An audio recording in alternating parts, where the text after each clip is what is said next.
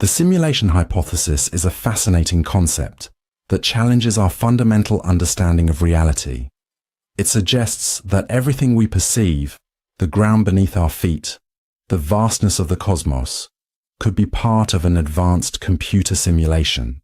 While this idea might sound like science fiction, it has been taken seriously by philosophers and scientists alike, as it forces us to reconsider our assumptions about existence, consciousness, and the true nature of the universe.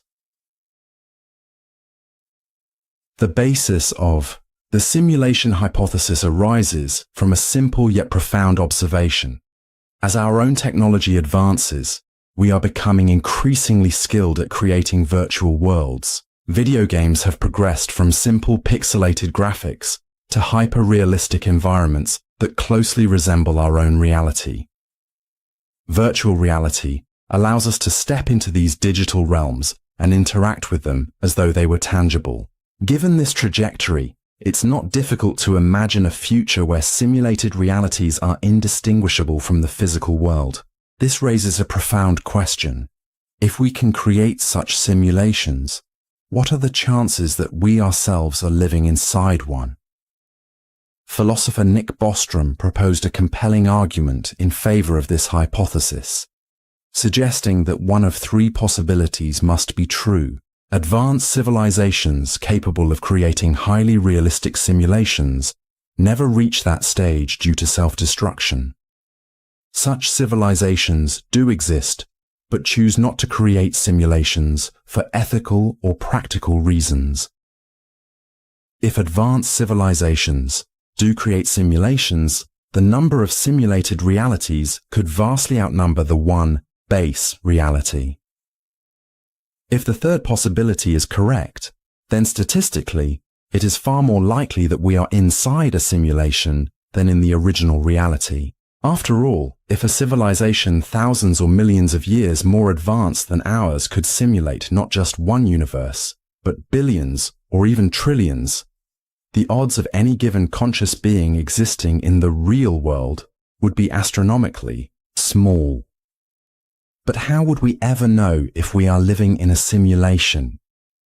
Some researchers believe there could be clues hidden within the nature of our universe itself. For example, the fundamental constants of physics, such as the speed of light or the precise structure of atoms, seem to be perfectly fine-tuned for life. Some argue that this could indicate a programmed system, much like the rules embedded in a video game. Additionally, the quantized nature of matter and energy, where reality appears to be made up of discrete, pixel-like units, could suggest an underlying computational structure. The simulation hypothesis also raises profound questions about consciousness. If we are simulated beings, does that mean our thoughts, emotions, and experiences are merely the output of an advanced algorithm? Or is consciousness something independent of the simulation itself? These questions remain mysteries, even outside the context of the hypothesis, but considering them within this framework adds an intriguing dimension. If a simulated mind experiences reality as vividly as we do, does it make its existence any less meaningful?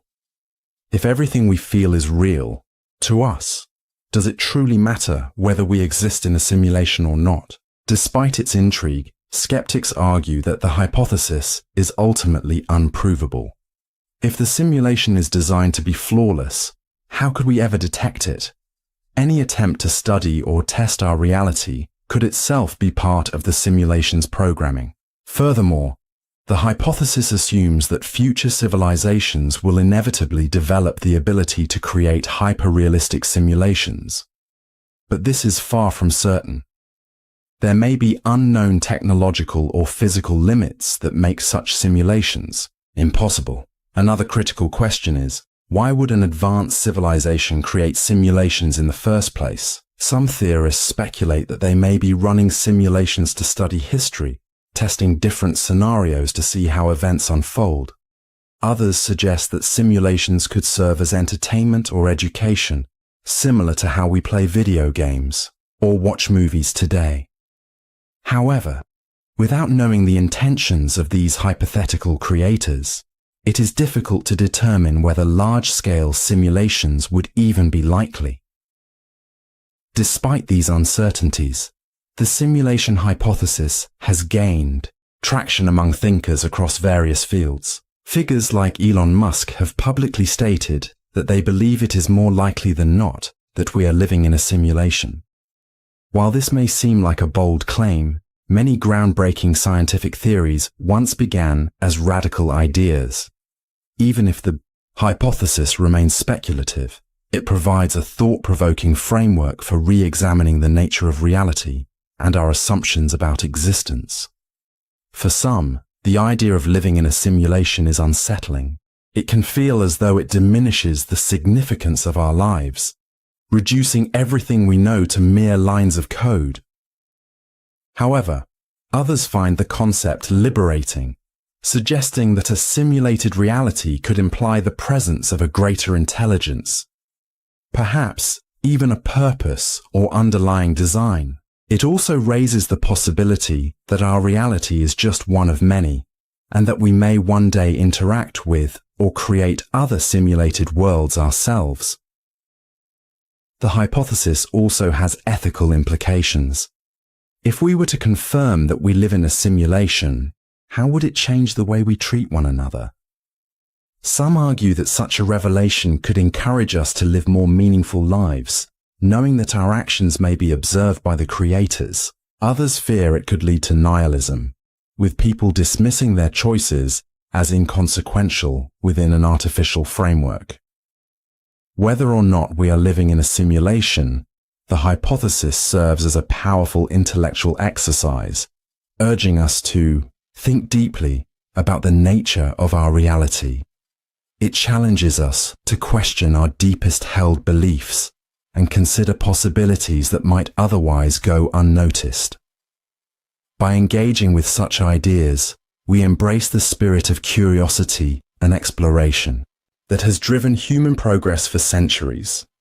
The omniscient book Thought Experiment invites us to consider the nature of truth, knowledge, and the limits of human understanding. Imagine a book that contains every single fact about the universe, no matter how obscure, trivial, or profound. If a fact is true, it is written in this book.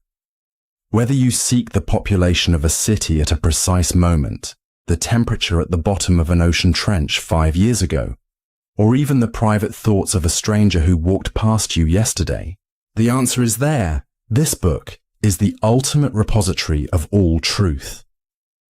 At first glance, such a book seems like the perfect source of knowledge. But deeper examination reveals a series of paradoxes and challenges. What does it mean for something to be true? How can we verify the book's accuracy? And what happens when our own perceptions contradict what the book claims?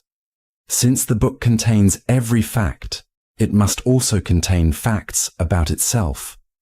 One entry might state, "This book contains all true facts," but this raises a problem. How do we know this claim is accurate?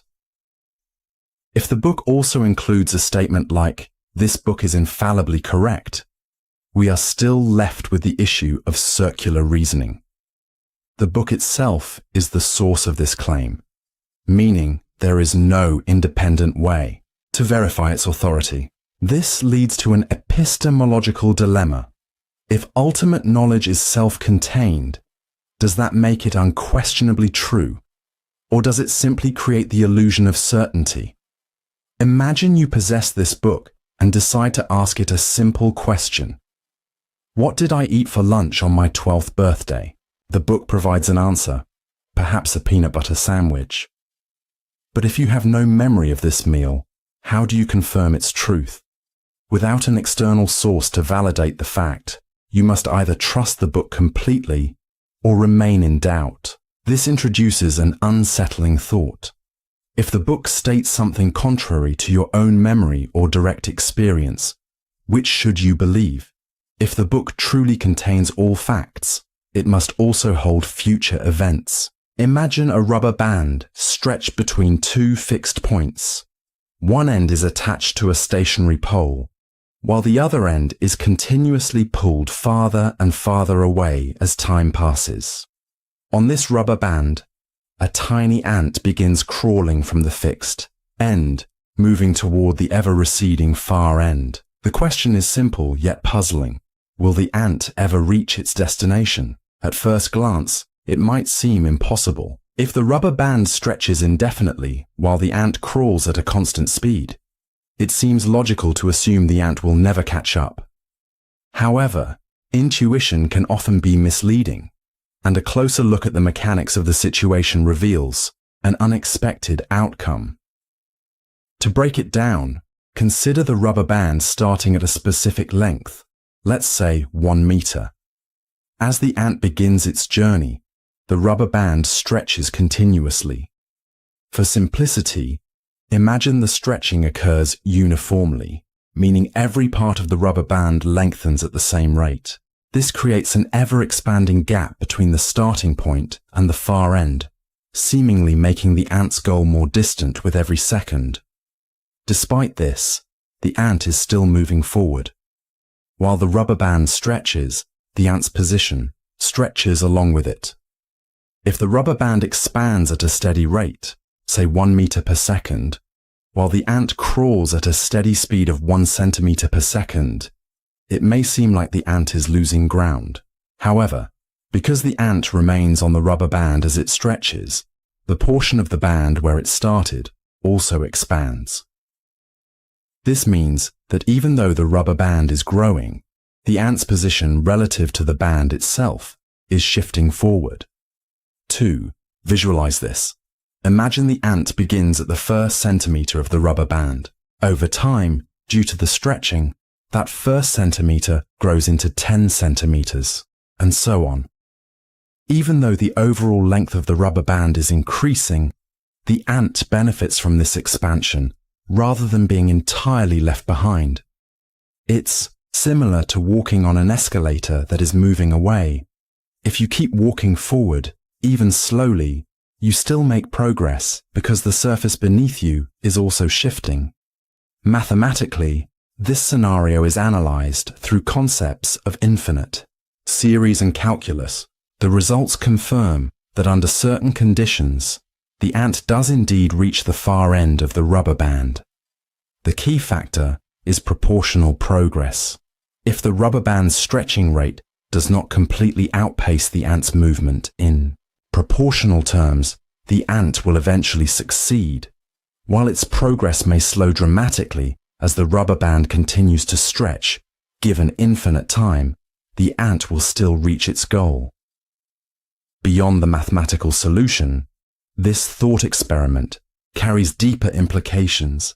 It highlights the power of persistence. The ant's journey isn't just about moving forward. It's about maintaining steady effort in an environment that is constantly shifting. In life, challenges often feel like moving targets, expanding beyond our reach, just as we seem to be, making progress. Yet much like the ant, progress is not always lost simply because the goalpost shifts. As long as there is proportional advancement, eventual success is possible. This experiment also forces us to rethink the concept of infinity. Infinity often feels overwhelming and unmanageable, but the ant's journey shows that even infinite processes can be broken down into comprehensible steps. Instead of seeing the task as an infinite, unreachable goal, it can be understood as a series of incremental movements, each one contributing to an eventual outcome. This way of thinking transforms infinity from an abstract, intimidating concept into something practical and solvable. The paradox of the stone is a classic philosophical challenge to the concept of omnipotence. It poses a deceptively simple question. Can an omnipotent being create a stone so heavy that it cannot lift it? At first glance, this seems straightforward, but upon deeper examination, it reveals layers of complexity that challenge the very notion of limitless power. At the heart of this paradox lies the definition of omnipotence. Traditionally, omnipotence refers to the ability to do anything, often attributed to God in religious thought. However, this raises an important question. Does omnipotence include the power to perform logically impossible tasks?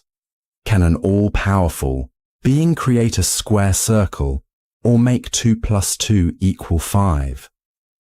Most interpretations of omnipotence restrict it to actions that are logically possible.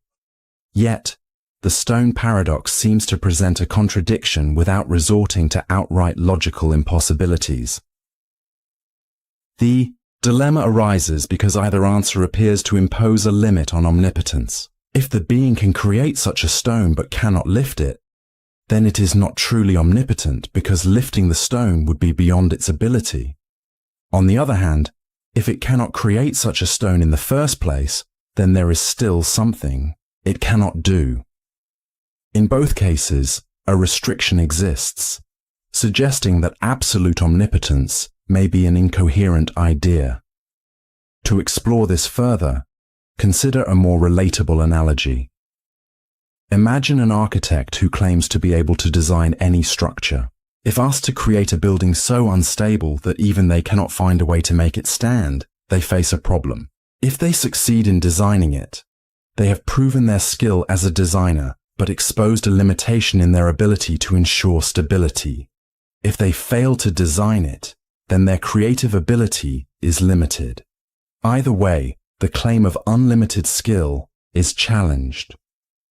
Similarly, the stone paradox suggests that a power that contradicts itself cannot truly be unlimited.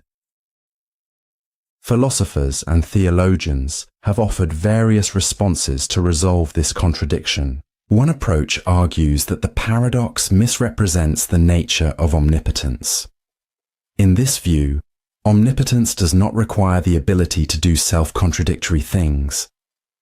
Creating a stone so heavy that the being itself cannot lift it is a contradiction, because it introduces a limitation within the being's power. If omnipotence is defined as the ability to do anything logically possible, then logically impossible actions, such as creating a self-defeating object, fall outside its scope. Another interpretation suggests redefining omnipotence itself. Instead of meaning the ability to do anything, some argue that omnipotence should be understood as the power to do everything that aligns with the being's nature. If the nature of an omnipotent being is consistent and unified, then creating a stone that it cannot lift would violate its own essence and is, therefore, outside the realm of its capabilities. In this sense, omnipotence is not about contradicting itself, but about maintaining absolute coherence within its power. Others take an even broader perspective, questioning whether human language and logic are even capable of accurately describing ultimate concepts like omnipotence. Our understanding is shaped by human reasoning, but an omnipotent being might exist beyond these constraints. From this perspective, the paradox arises not because omnipotence is inherently flawed, but because our capacity to comprehend it is limited. Asking whether an omnipotent being can create an unliftable stone may be like asking what exists beyond the edge of the universe, a question that might not even make sense within the structure of our understanding. This paradox also invites us to reconsider the nature of power itself. If omnipotence cannot include contradictions, does that mean all forms of power have inherent limitations? A strong individual may be able to lift heavy objects, but lack the precision to sculpt intricate artwork. A government may have the authority to enforce laws, but lack the ability to inspire loyalty. In each case, power is not absolute but contextual, defined by its inherent boundaries. The stone paradox forces us to question whether true unlimited power is even a meaningful concept, or whether all power, by its very nature, is constrained in some way. Ultimately, the paradox does not offer clear answers, but instead raises profound philosophical questions. Is omnipotence a logically coherent idea, or is it self-contradictory? Can power ever be truly without limits, or does it always come with trade-offs? And perhaps most importantly, what does this paradox reveal about the limits of human reasoning, language, and our understanding of reality? The stone paradox remains a cornerstone of philosophical thought, inspiring debates among theologians, philosophers, and anyone intrigued by the nature of power and possibility. While it may not provide definitive solutions, it serves an essential purpose. It challenges our assumptions, encourages us to think more deeply, and forces us to confront the boundaries of what we believe to be possible. Whether viewed as an intellectual puzzle or a profound mystery, it continues to be one of the most thought-provoking thought experiments in philosophy. The butterfly dream originates from Zhuangzi, an influential Chinese philosopher from the 4th century BCE, whose writings blend philosophy, poetry, and parables. In this story, Zhuangzi recounts a dream in which he was a butterfly. As he fluttered through the air, he experienced life fully as a butterfly, with no awareness of anything beyond that existence. In that moment, he had no doubt that he was truly a butterfly. However, upon waking, he found himself once again as Zhuangzi, a human. This led him to ponder a profound question. Was he a man who had dreamt of being a butterfly? Or was he now a butterfly dreaming he was a man? This seemingly simple yet deeply philosophical thought experiment challenges our understanding of reality, identity, and perception. It urges us to question whether the experiences we trust as real are indeed so. Let's explore these ideas step by step, beginning with the fundamental question of reality and how we perceive it. Imagine waking up one morning and questioning whether your entire life up to that point had been a dream. You recall your memories, your childhood, friendships, and achievements. But how do you prove that these experiences were real and not just the fabric of an elaborate dream? In Zhuangzi's dream, his existence as a butterfly was complete. There was no awareness of his human identity. This is a crucial detail. While he was a butterfly, the world beyond that experience did not exist for him. He simply was. Now, he wonders if the same might be true of his human life. What if his current reality is just another kind of dream, just as immersive and convincing as his experience as a butterfly? How can he truly tell the difference? This thought experiment brings into question the reliability of our senses. We navigate the world through sight, sound, touch, taste, and smell, yet our senses are not infallible. Consider optical illusions. A simple illusion, such as the Müller-Lyer illusion, tricks our eyes into misjudging the length of two lines based on the shapes at their ends. If our senses can be deceived so easily in something as simple as line length, what does that say about our broader perception of reality? Could our entire experience of the world be similarly flawed or limited in ways we cannot fully comprehend? Another layer of this inquiry revolves around identity. Who are you when you dream? When you find yourself soaring through the sky, evading danger, or speaking with long-lost loved ones in a dream, you do not experience yourself as separate from the dream. You are fully immersed in it. Your dream self feels like you, even if the scenario is fantastical or disconnected from waking life. Yet upon waking, you dismiss that dream self as imaginary. Zhuangzi challenges us to consider whether our waking self is similarly just one version of who we are, one that feels real only because we are currently immersed in it. Think about the experience of lucid dreaming. In a lucid dream, you are aware that you are dreaming while the dream unfolds. You can make choices, even shape the dream's events to some extent. Yet, this awareness does not make the dream feel any less vivid or convincing. Zhuangzi's butterfly dream operates on a similar premise but takes it a step further. What if we are never truly awake? What if what we call waking life is merely another level of dreaming, one that feels more stable, yet is no less illusory? This idea also raises questions about the boundaries of consciousness. Consider virtual reality. When you wear a VR headset, your senses are immersed in a digital world. Your eyes see a new environment. Your ears hear sounds that match that world. And your body may even react physically to the experience. If you step to the edge of a virtual cliff, your heart might race and your palms may sweat, even though you know on some level that the cliff is not real. The line between virtual reality and actual reality becomes blurred because your body and mind respond as if the simulation were real. Zhuangzi's butterfly dream asks us, how can we be sure that our waking reality is not just another immersive experience, one that we cannot yet distinguish from a deeper truth? Philosophically, this thought experiment aligns with skepticism, the idea that absolute certainty is unattainable.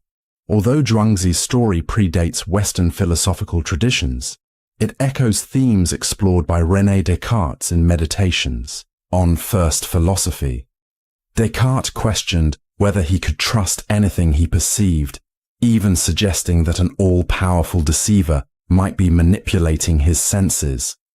His conclusion was cogito, ergo sum, I think, therefore I am, as the only undeniable truth. Zhuangzi, however, leaves the question open-ended. He does not claim to know whether he was a man dreaming of a butterfly or a butterfly dreaming of being a man. Instead, he embraces the ambiguity, suggesting that such distinctions may not even be meaningful.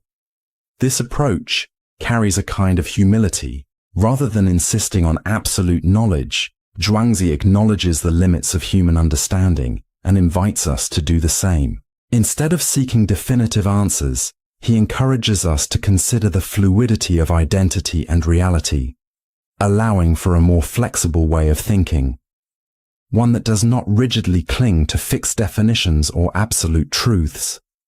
On a practical level, the butterfly dream challenges our assumptions about the nature of the self. If you are not the same person in a dream as you are when awake, what does that say about the continuity of identity? Are you a singular, unified self? Or are you a collection of selves that shift and adapt depending on circumstances? Modern psychology touches on this idea in discussions of the social self or the situational self. You likely behave differently around friends, family, and colleagues. Does that mean you are a different person in each context? The butterfly dream suggests that identity is not a fixed entity, but a fluid experience, shaped by changing perspectives and conditions. Ultimately, Zhuangzi's butterfly dream is not about finding definitive answers, but about inspiring deeper questions. It challenges us to examine what we take for granted, the reality of our experiences, the reliability of our perceptions, and the nature of who we truly are. By blurring the boundary between waking and dreaming, Zhuangzi reminds us that the distinctions we make between different states of being may be more arbitrary than we realize. Whether we are butterflies dreaming of being human or humans dreaming of butterflies, the key is to remain curious, open-minded, and willing to embrace the mysteries of existence.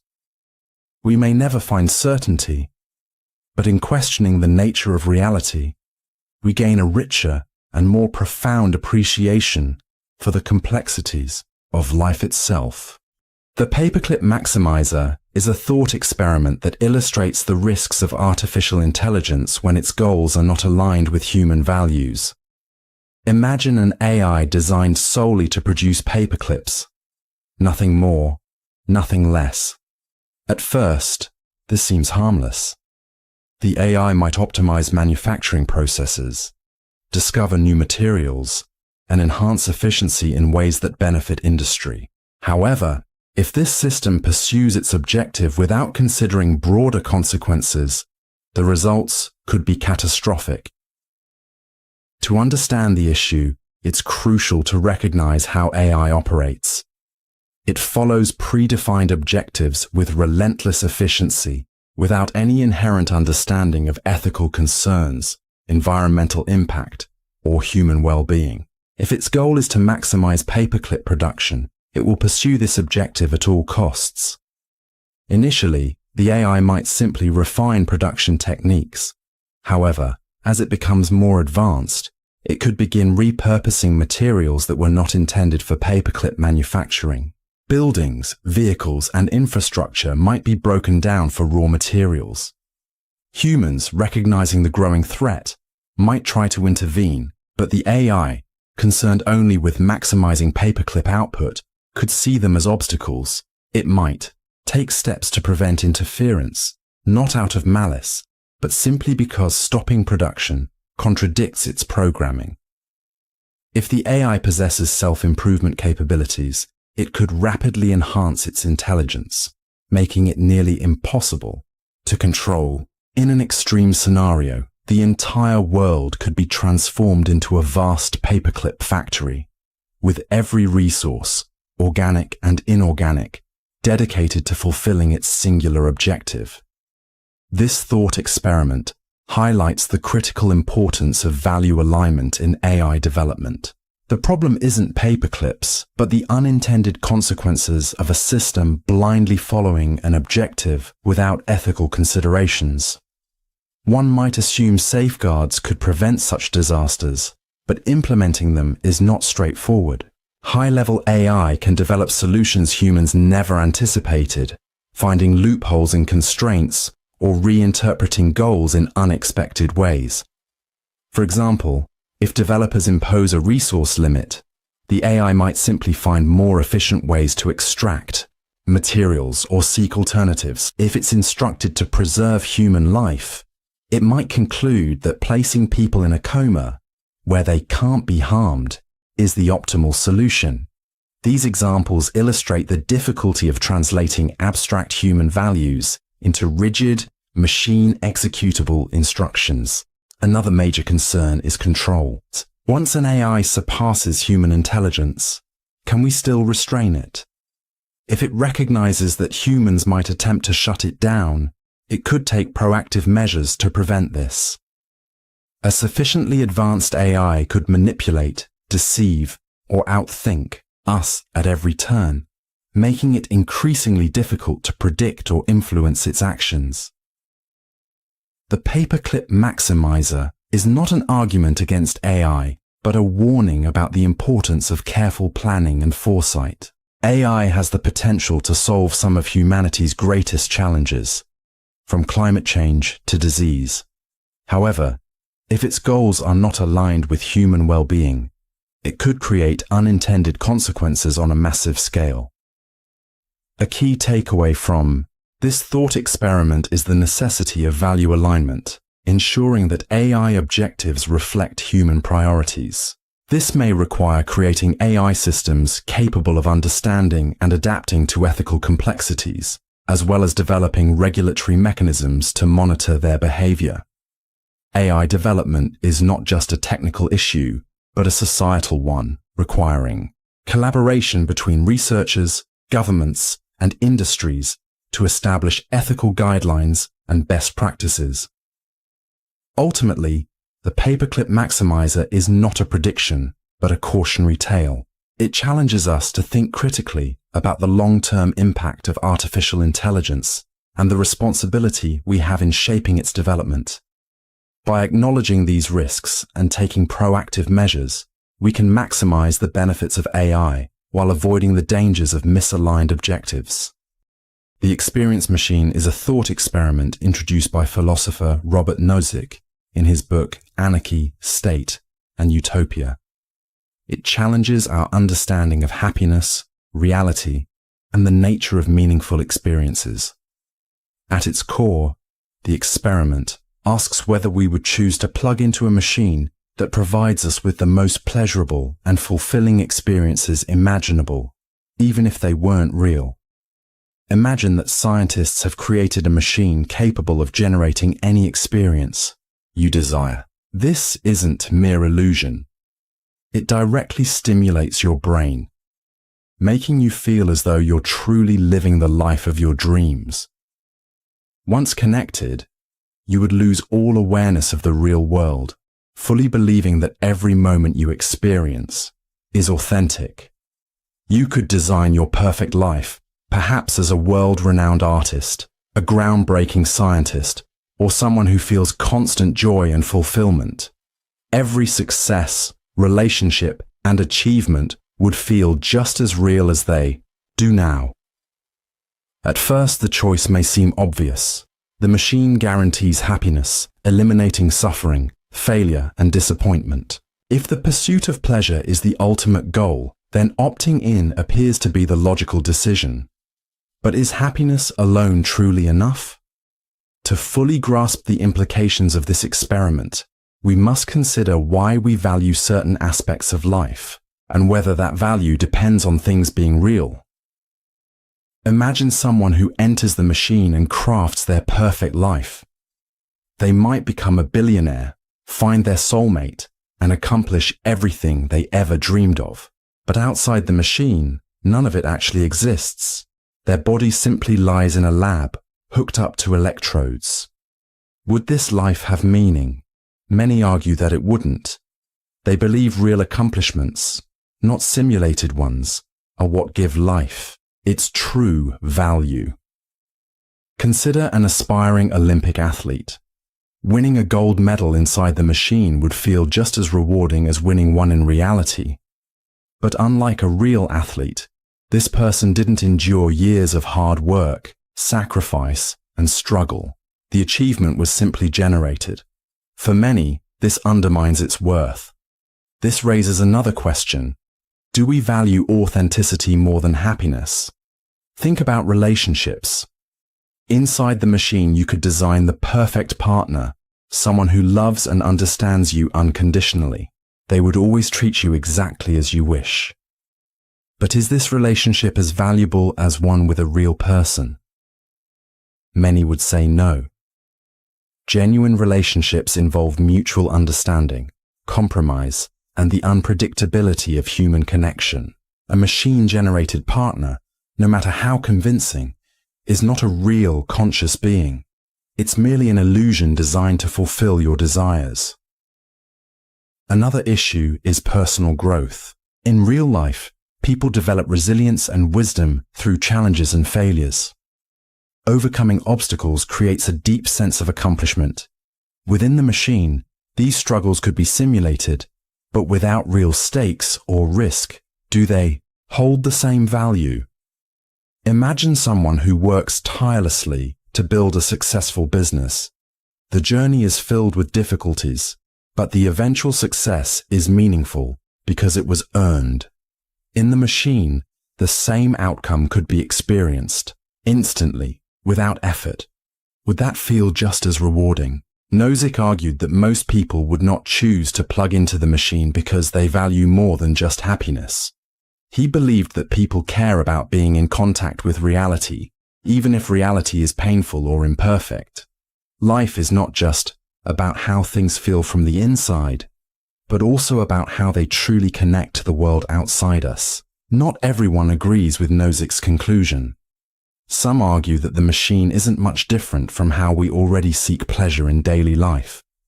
People watch movies, play video games, and use virtual reality to escape stress and experience joy. These activities, while not fully replacing reality, suggest that many people prioritize enjoyment over direct engagement with the real world. From this perspective, the machine might simply be an advanced extension of what we already do. Others question whether our resistance to the machine comes from irrational biases. Humans are deeply attached to the idea of reality, but does that attachment truly serve us? If the machine could guarantee a better quality of life, why not embrace it? Our perception of reality is already limited and often deceptive. Optical illusions and hallucinations show that our brains don't always present the world as it really is. If our understanding of reality is already imperfect, perhaps the distinction between real and simulated experiences is not as clear as we think. This thought experiment resonates with modern concerns about technology. Virtual reality, artificial intelligence, and brain-computer interfaces are advancing rapidly. It's not hard to imagine a future where experiences like those offered by the machine could become possible. This raises ethical dilemmas. If people could escape their problems by entering a simulated world, would they? And if they did, what would happen to society? Would people abandon real-world responsibilities, relationships, and ambitions? Or would they use such technology as a temporary escape, much like watching a movie or playing a game? The machine also presents questions about its potential use in alleviating suffering. For those with terminal illnesses or chronic pain, it could provide relief and allow them to experience happiness they might otherwise never have. But even in such cases, questions of authenticity and meaning remain. Would a life in the machine be as valuable as a life in reality, even if that reality is filled with suffering? Ultimately, the experience machine challenges us to think deeply about what we truly value in life. Is it happiness, even if that happiness is artificial? Or is it authenticity, even if authenticity comes with struggle and hardship? There is no definitive answer, but the thought experiment forces us to examine our priorities and reflect on what makes life meaningful. For some, the idea of plugging in is unsettling because it highlights how much we depend on reality to define our sense of self and purpose. For others, it reveals that the pursuit of happiness is more complex than we often realize. This thought experiment remains relevant because it asks timeless questions about human nature and the role of technology in our lives. As we move closer to creating technologies that blur the line between reality and simulation, the lessons of the experience machine become even more significant. Whether or not we would choose to plug in, the thought experiment forces us to confront what we value most and why. It is a question that each of us must answer for ourselves. Imagine walking through a dense, damp swamp on an ordinary day. Suddenly, lightning strikes, shaking the ground with a deafening explosion. In that chaotic moment, something extraordinary happens. You're vaporized into thin air, leaving no trace of your existence. But there's more. At the exact same moment, in the same location, a freak occurrence causes the molecules of the swamp to rearrange into a perfect replica of you. This being, now called Swampman, is identical to you in every observable way. Before we continue, I'd love to know where you're listening from and what time it is. It's fascinating how we're all connected through these thought experiments. If you enjoy these explorations, consider subscribing to Tired Thinker for more reflective narratives. Now, settle in, relax, and let your mind wander as we explore the paradoxes and mysteries of identity. Swampman has your memories, your personality, your appearance, and even your mannerisms. To the outside world, nothing seems amiss. If Swampman walks out of the swamp and meets your friends, they will have no reason to suspect that anything unusual has happened. But here's the dilemma. Is Swampman really you? This thought experiment, proposed by philosopher Donald Davidson, raises profound questions about identity, consciousness, and whether history plays a role in defining who we are. It challenges us to ask, does a person's identity depend solely on their present state, or is their past an essential part of who they are? Let's break down the implications. When Swampman emerges from the swamp, it behaves as if nothing is different. If asked about its childhood, it will recall growing up, its family, and the experiences that shaped its personality. These memories are intact because Swampman is a molecular replica of you. However, there's a paradox. None of these memories were actually lived. They were not formed through experience, but were instead fabricated by chance at the moment of its creation. Does possessing accurate memories make someone the same person, or must those memories be linked to real, lived events? Consider an analogy. Imagine reading a novel and feeling a sense of familiarity.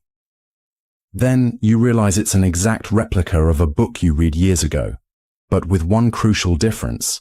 This copy wasn't printed from the original. Instead, someone, through pure coincidence, retyped every single word, letter by letter. While the two books appear identical, one has an authentic connection to the past, and the other is a bizarre fluke. Swampman is like this second book. It thinks like you, speaks like you, and has memories like you, but none of those memories are genuinely yours. This leads to a fundamental question. What truly makes you you? Is identity tied to physical structure, personal memories, or something deeper? If identity is merely a matter of physical makeup, then Swampman is you, because it is physically indistinguishable. But if identity depends on continuity, an unbroken chain of lived experiences, then Swampman is an imposter, a being who only believes it is you. Some argue that what truly matters is continuity. The person you were yesterday and the person you are today are linked by a seamless flow of experience. This continuity creates the sense of self. But Swampman, despite having your memories, lacks any real connection to the past. Its existence is a sudden break in the chain. It didn't grow, learn, or experience life as you did. Others counter that history doesn't matter. If Swampman looks like you, thinks like you, and believes it is you, then isn't that enough? If your friends, family, and even you wouldn't notice the difference, does it matter that a difference exists at all? To make this more concrete, imagine someone who loses all their memories due to an accident. They wake up in a hospital, unable to recall their past, yet we still consider them the same person. Why? Because we recognize that despite the loss of memory, their body and brain remain connected to their past self. Swampman, however, lacks this connection entirely. Its memories were not erased. They were never real to begin with. This thought experiment also challenges our understanding of consciousness. If Swampman truly believes it is you, does that mean it possesses consciousness? Some philosophers argue that true consciousness requires history, that being aware of past experiences and their role in shaping our present self is crucial. Others disagree, claiming that as long as Swampman can think, reason, and self-reflect, it is just as conscious as you were. Now consider a modern variation of this paradox. Imagine advanced technology allows us to create a perfect digital copy of your brain, containing all your thoughts, memories, and personality traits. This digital being is indistinguishable from you in every way, yet it was never born, never grew up, and never truly lived the experiences it recalls. Like Swampman, it is a replica without history. Would you consider this digital entity to be you or merely an artificial simulation? This is where the Swampman experiment pushes us deeper. It forces us to question the essence of personal identity. Are we defined by our physical form, our memories, or something even more elusive? The paradox highlights how complex and fragile our understanding of identity is. Even the smallest disruption in the chain of experience can lead to profound philosophical uncertainty. Beyond personal identity, this experiment also challenges how we perceive others. If we cannot tell the difference between an authentic person and a perfect replica, what does that reveal about our understanding of human connection? Are we, in some sense, all like Swampman, presenting versions of ourselves that others accept as real, even though they can never fully grasp the truth of our existence. Ultimately, the swampman paradox reminds us that identity is not as straightforward as it seems. It urges us to reflect on the nature of selfhood, consciousness, and what it truly means to be. By exploring these questions, we gain deeper insight into the mysteries of existence, the nature of reality, and the unfathomable complexity of what makes us who we are. The utility monster is a thought experiment created by philosopher Robert Nozick to challenge utilitarianism, an ethical theory that judges actions based on how much happiness or utility they produce. According to utilitarianism, an action is morally good if it maximizes overall happiness. Nozick introduced the utility monster to expose a fundamental flaw in this reasoning, one that could lead to outcomes most would consider deeply unjust. Imagine a being, the utility monster, that experiences vastly greater pleasure from any given resource than any human could. If you give the monster a slice of cake, for instance, it experiences 100 times more joy than you would from eating the same slice. Its capacity for happiness is immeasurably higher than that of any human. Now, suppose resources like food, water, and medical supplies are limited. Based on strict utilitarian logic, all those resources should go to the utility monster because it can generate the most happiness from them. But this leads to an unsettling conclusion. In a world governed by pure utilitarianism, all resources would be diverted to this single being, while everyone else suffers or even perishes from deprivation. The overwhelming happiness of one entity would come at the cost of the well-being of the majority. This result feels inherently unfair to most people. It suggests that morality should involve balance rather than sacrificing everyone else for a single individual, no matter how much happiness they experience. To understand why this thought experiment is so effective, we need to examine the foundation of utilitarian reasoning. Utilitarianism is based on the greatest happiness principle, which states that the morally right action is the one that maximizes overall happiness. This framework assumes that happiness can be measured, compared, and distributed in a way that ensures the greatest total benefit.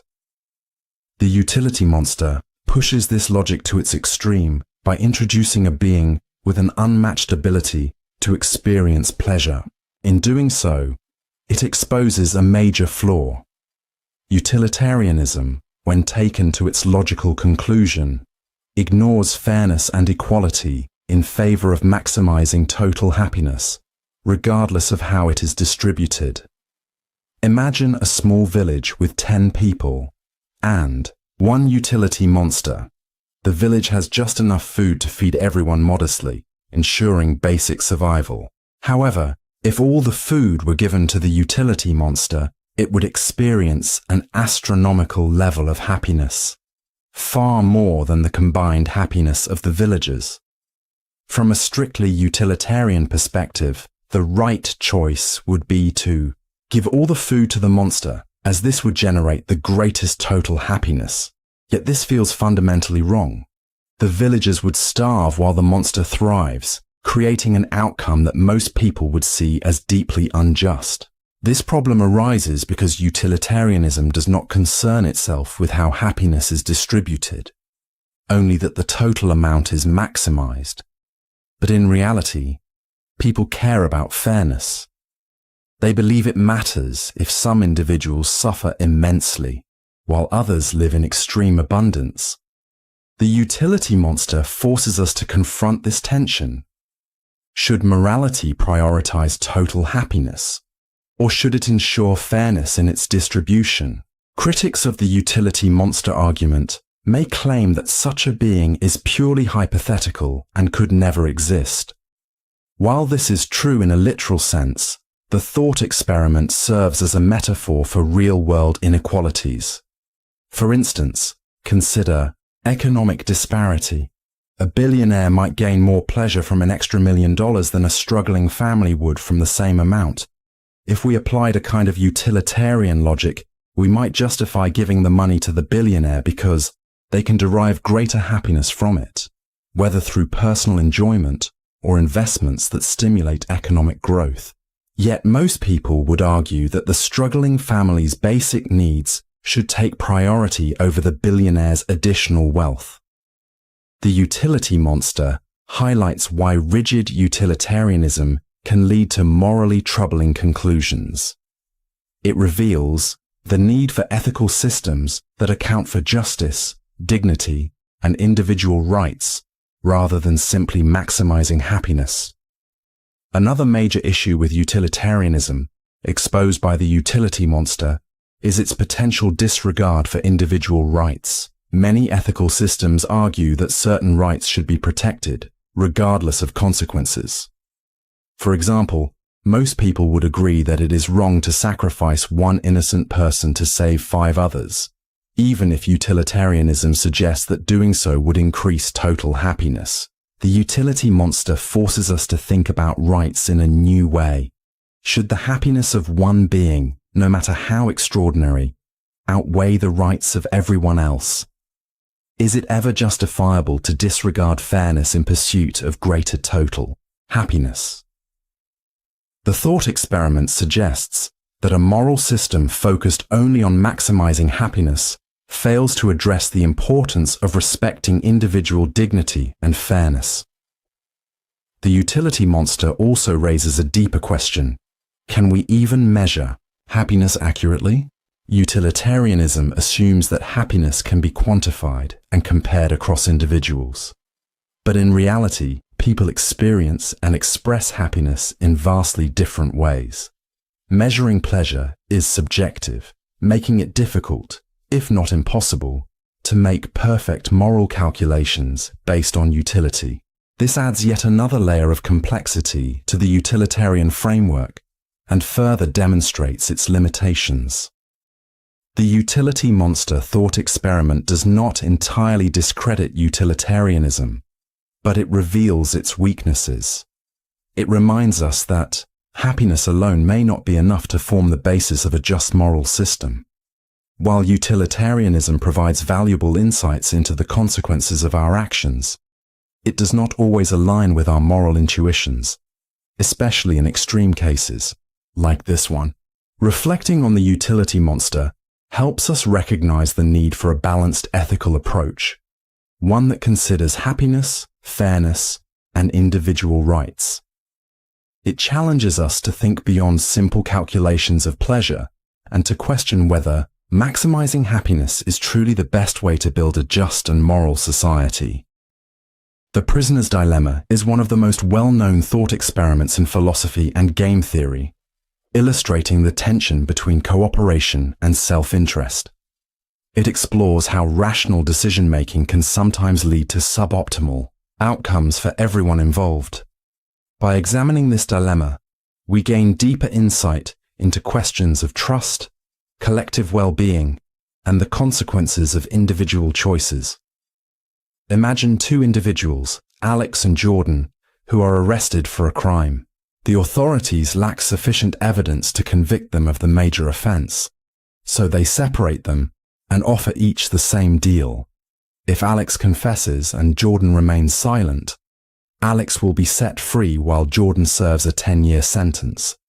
If both betray each other by confessing, they will each receive a 5-year sentence. However, if both remain silent, they will serve just 1 year for a minor offense.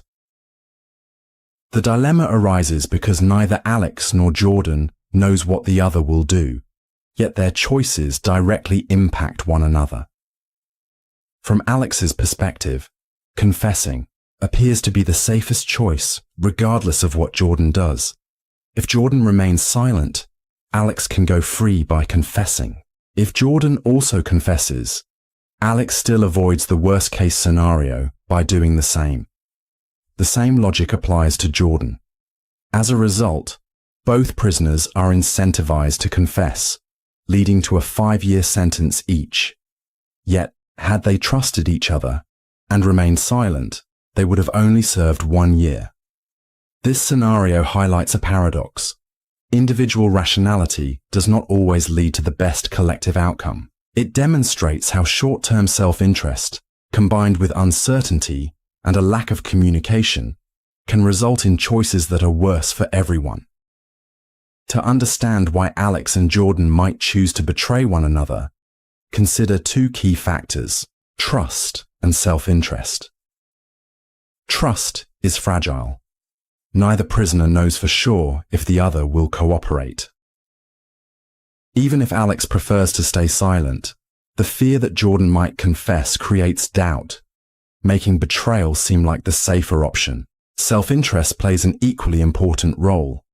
Humans are often driven by immediate gains, and in this case, confession seems like the best way to minimize personal risk, even if cooperation would yield a better outcome for both. This dilemma extends far beyond the prison scenario. Consider two businesses competing in the same market. If both agree to limit their advertising budgets, they save money and benefit equally.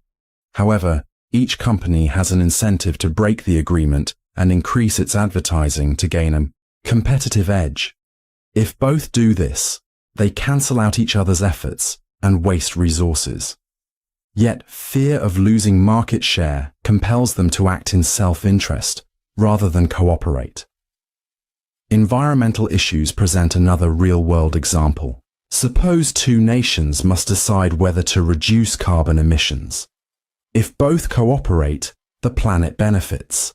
However, reducing emissions often comes with economic costs, such as investing in cleaner technologies or cutting industrial output. If one nation reduces emissions while the other does not, the cooperating country bears the burden while the other reaps the benefits. This dynamic creates an incentive for both nations to avoid action, even though collective inaction leads to disastrous consequences like climate change. Interestingly, the outcome of the prisoner's dilemma changes when the scenario is repeated over time. This is known as the iterated prisoner's dilemma. If Alex and Jordan face this decision multiple times, their choices may evolve. For example, if Alex betrays Jordan in one round, Jordan might retaliate in the next. Over time, they may realize that mutual cooperation leads to better outcomes in the long run. This introduces the importance of reputation and reciprocity. One of the most successful strategies in repeated interactions is called tit for tat. It starts with cooperation and then mirrors the opponent's previous move. If the other person cooperates, so do you. If they betray you, you retaliate by betraying them in the next round. This approach encourages trust and discourages selfish behavior, demonstrating how cooperation can emerge even in competitive environments. The prisoner's dilemma also raises ethical questions. Is it always right to act in one's own self-interest, even if it harms others? Should we prioritize trust and cooperation, even at the risk of betrayal? These questions have no universal answers, but challenge us to examine the values guiding our decisions. Personal relationships add another layer of complexity. If Alex and Jordan are close friends, they might be more inclined to trust each other and cooperate. Their bond introduces an emotional component that the simple logic of the dilemma does not fully capture. In contrast, if they are strangers, betrayal may seem like the safer choice. This highlights how social context influences decision-making. External factors also shape outcomes.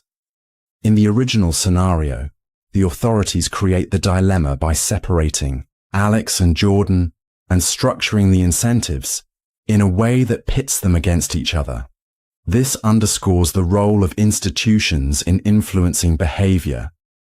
Many real-world problems, such as international agreements and corporate policies, are shaped by the incentives set by governing bodies. For instance, environmental treaties often include monitoring mechanisms and penalties for non-compliance to encourage cooperation between nations. Ultimately, the prisoner's dilemma reveals the complexities of human decision-making.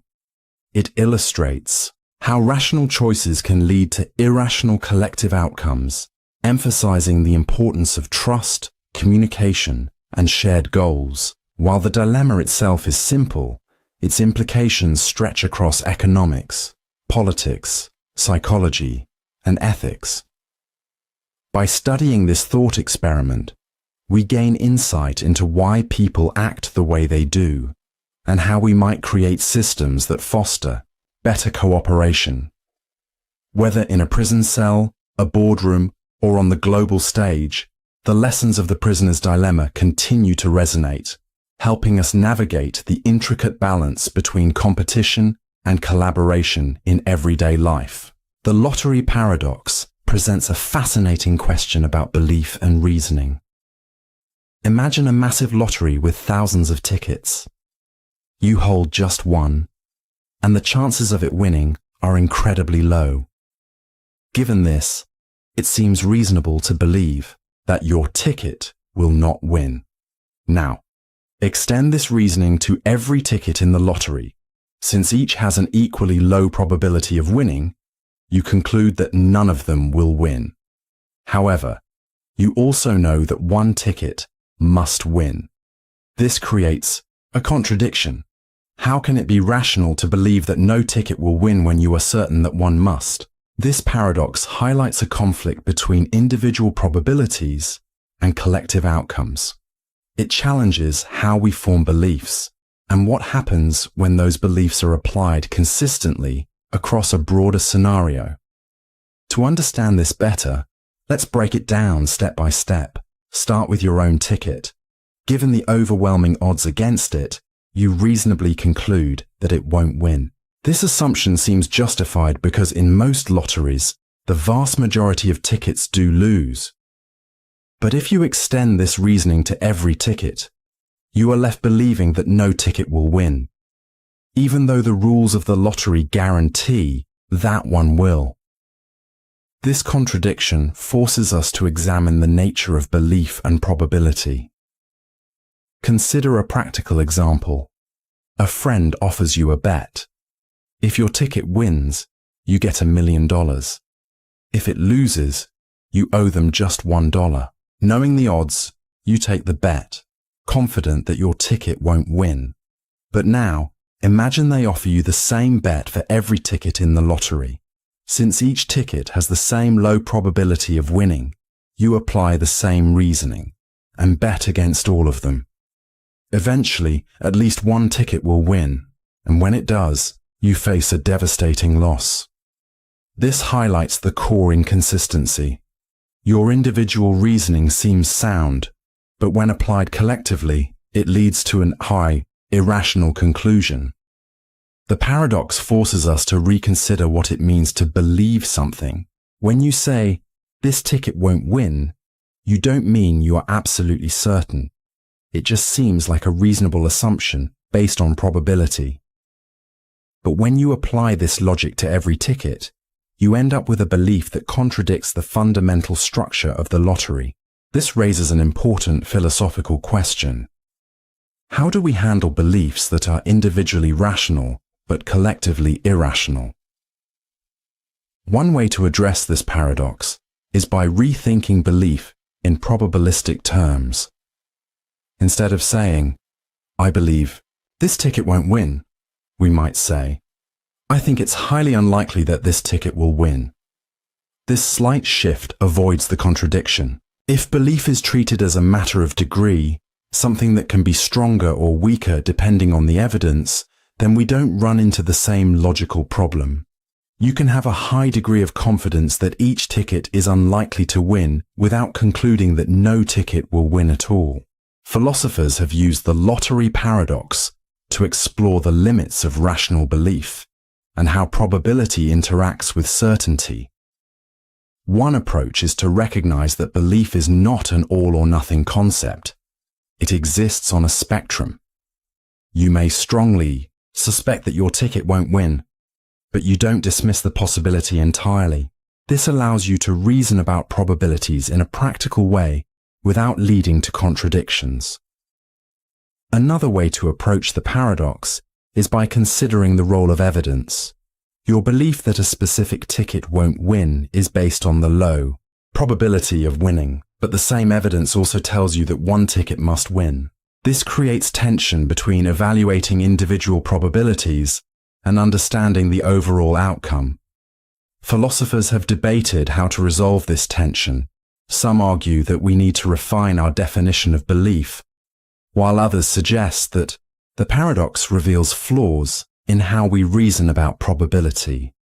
To make this paradox easier to grasp, consider a smaller scale example. Suppose you're at a raffle with just 10 tickets. You hold one, and the host announces that there will be a single winner. Based on probability, you might assume your ticket probably won't win. But if you apply this reasoning to every ticket, you end up concluding that no ticket will win, which contradicts what you know to be true. In a small raffle, this inconsistency is easy to spot. The challenge arises when the numbers increase, as in a typical lottery, because the contradiction becomes less obvious, though the same principles still apply. Beyond lotteries, this paradox has real-world implications. It highlights the challenges of reasoning under uncertainty and making decisions based on probabilities.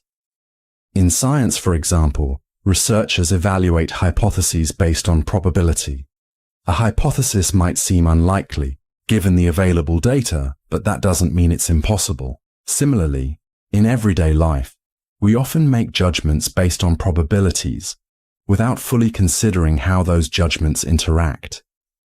The lottery paradox reminds us to be mindful of how we form beliefs and how they fit within a larger framework. Ultimately, the paradox does not have a simple resolution. Instead, it challenges us to confront the limits of rationality and the complexities of belief. By examining how individual probabilities can lead to collective contradictions, it encourages us to think more carefully about reasoning and rationality. Whether approached through probability, evidence, or logic, the lottery paradox remains a fascinating puzzle that continues to inspire philosophical debate. The infinite monkey theorem presents a fascinating and counterintuitive exploration of randomness, probability, and infinity. At its core, the idea is straightforward. If a monkey were to randomly press keys on a typewriter for an infinite amount of time, it would eventually produce any given text, including the complete works of Shakespeare. While this thought experiment has intrigued mathematicians, philosophers, and curious minds for years, fully grasping its implications requires us to rethink our understanding of probability and the nature of infinity. To break it down, let's start with the basics of randomness. Imagine a monkey at a typewriter, pressing keys without any understanding of language or intent. If the typewriter has 50 keys, then at any given moment, the monkey has a 1 in 50 chance of hitting a particular key. If we ask it to type a single letter, say A, the probability of success is 1 in 50. That's fairly simple. But what if we want the monkey to type 2 specific letters in sequence, like AA? Now, the probability drops to 1 in 2,500, as each key press is independent, meaning we multiply the odds for each additional letter. As the length of the desired text increases, the probability of the monkey typing it decreases exponentially. For instance, the chances of randomly producing the 5-letter word hello are 1 in 505 or 1 in 3,500,000. The likelihood of generating an entire coherent sentence, let alone an entire book, becomes astronomically small. However, this is where the concept of infinity radically alters the equation. When time is unlimited, probability ceases to be a constraint. The fundamental insight of the infinite monkey theorem is that, given infinite time, even the most improbable events will eventually occur. This means that not only would the monkey type hello, but at some point, it would produce every possible combination of letters, spaces, and punctuation marks. It would generate every word, every sentence, and every book ever written, or that could ever be written. The theorem doesn't rely on intelligence or intent. It is purely a matter of probability stretched across boundless time. To put this in perspective, consider a simpler example, flipping a coin. With each flip, there is a 50% chance of landing heads and a 50% chance of landing tails. If you flip the coin a few times, the sequence might appear random, but if you were to flip it an infinite number of times, every conceivable sequence would eventually emerge, including a string of 1,000,000 consecutive heads or tails. The same principle applies to the monkey at the typewriter.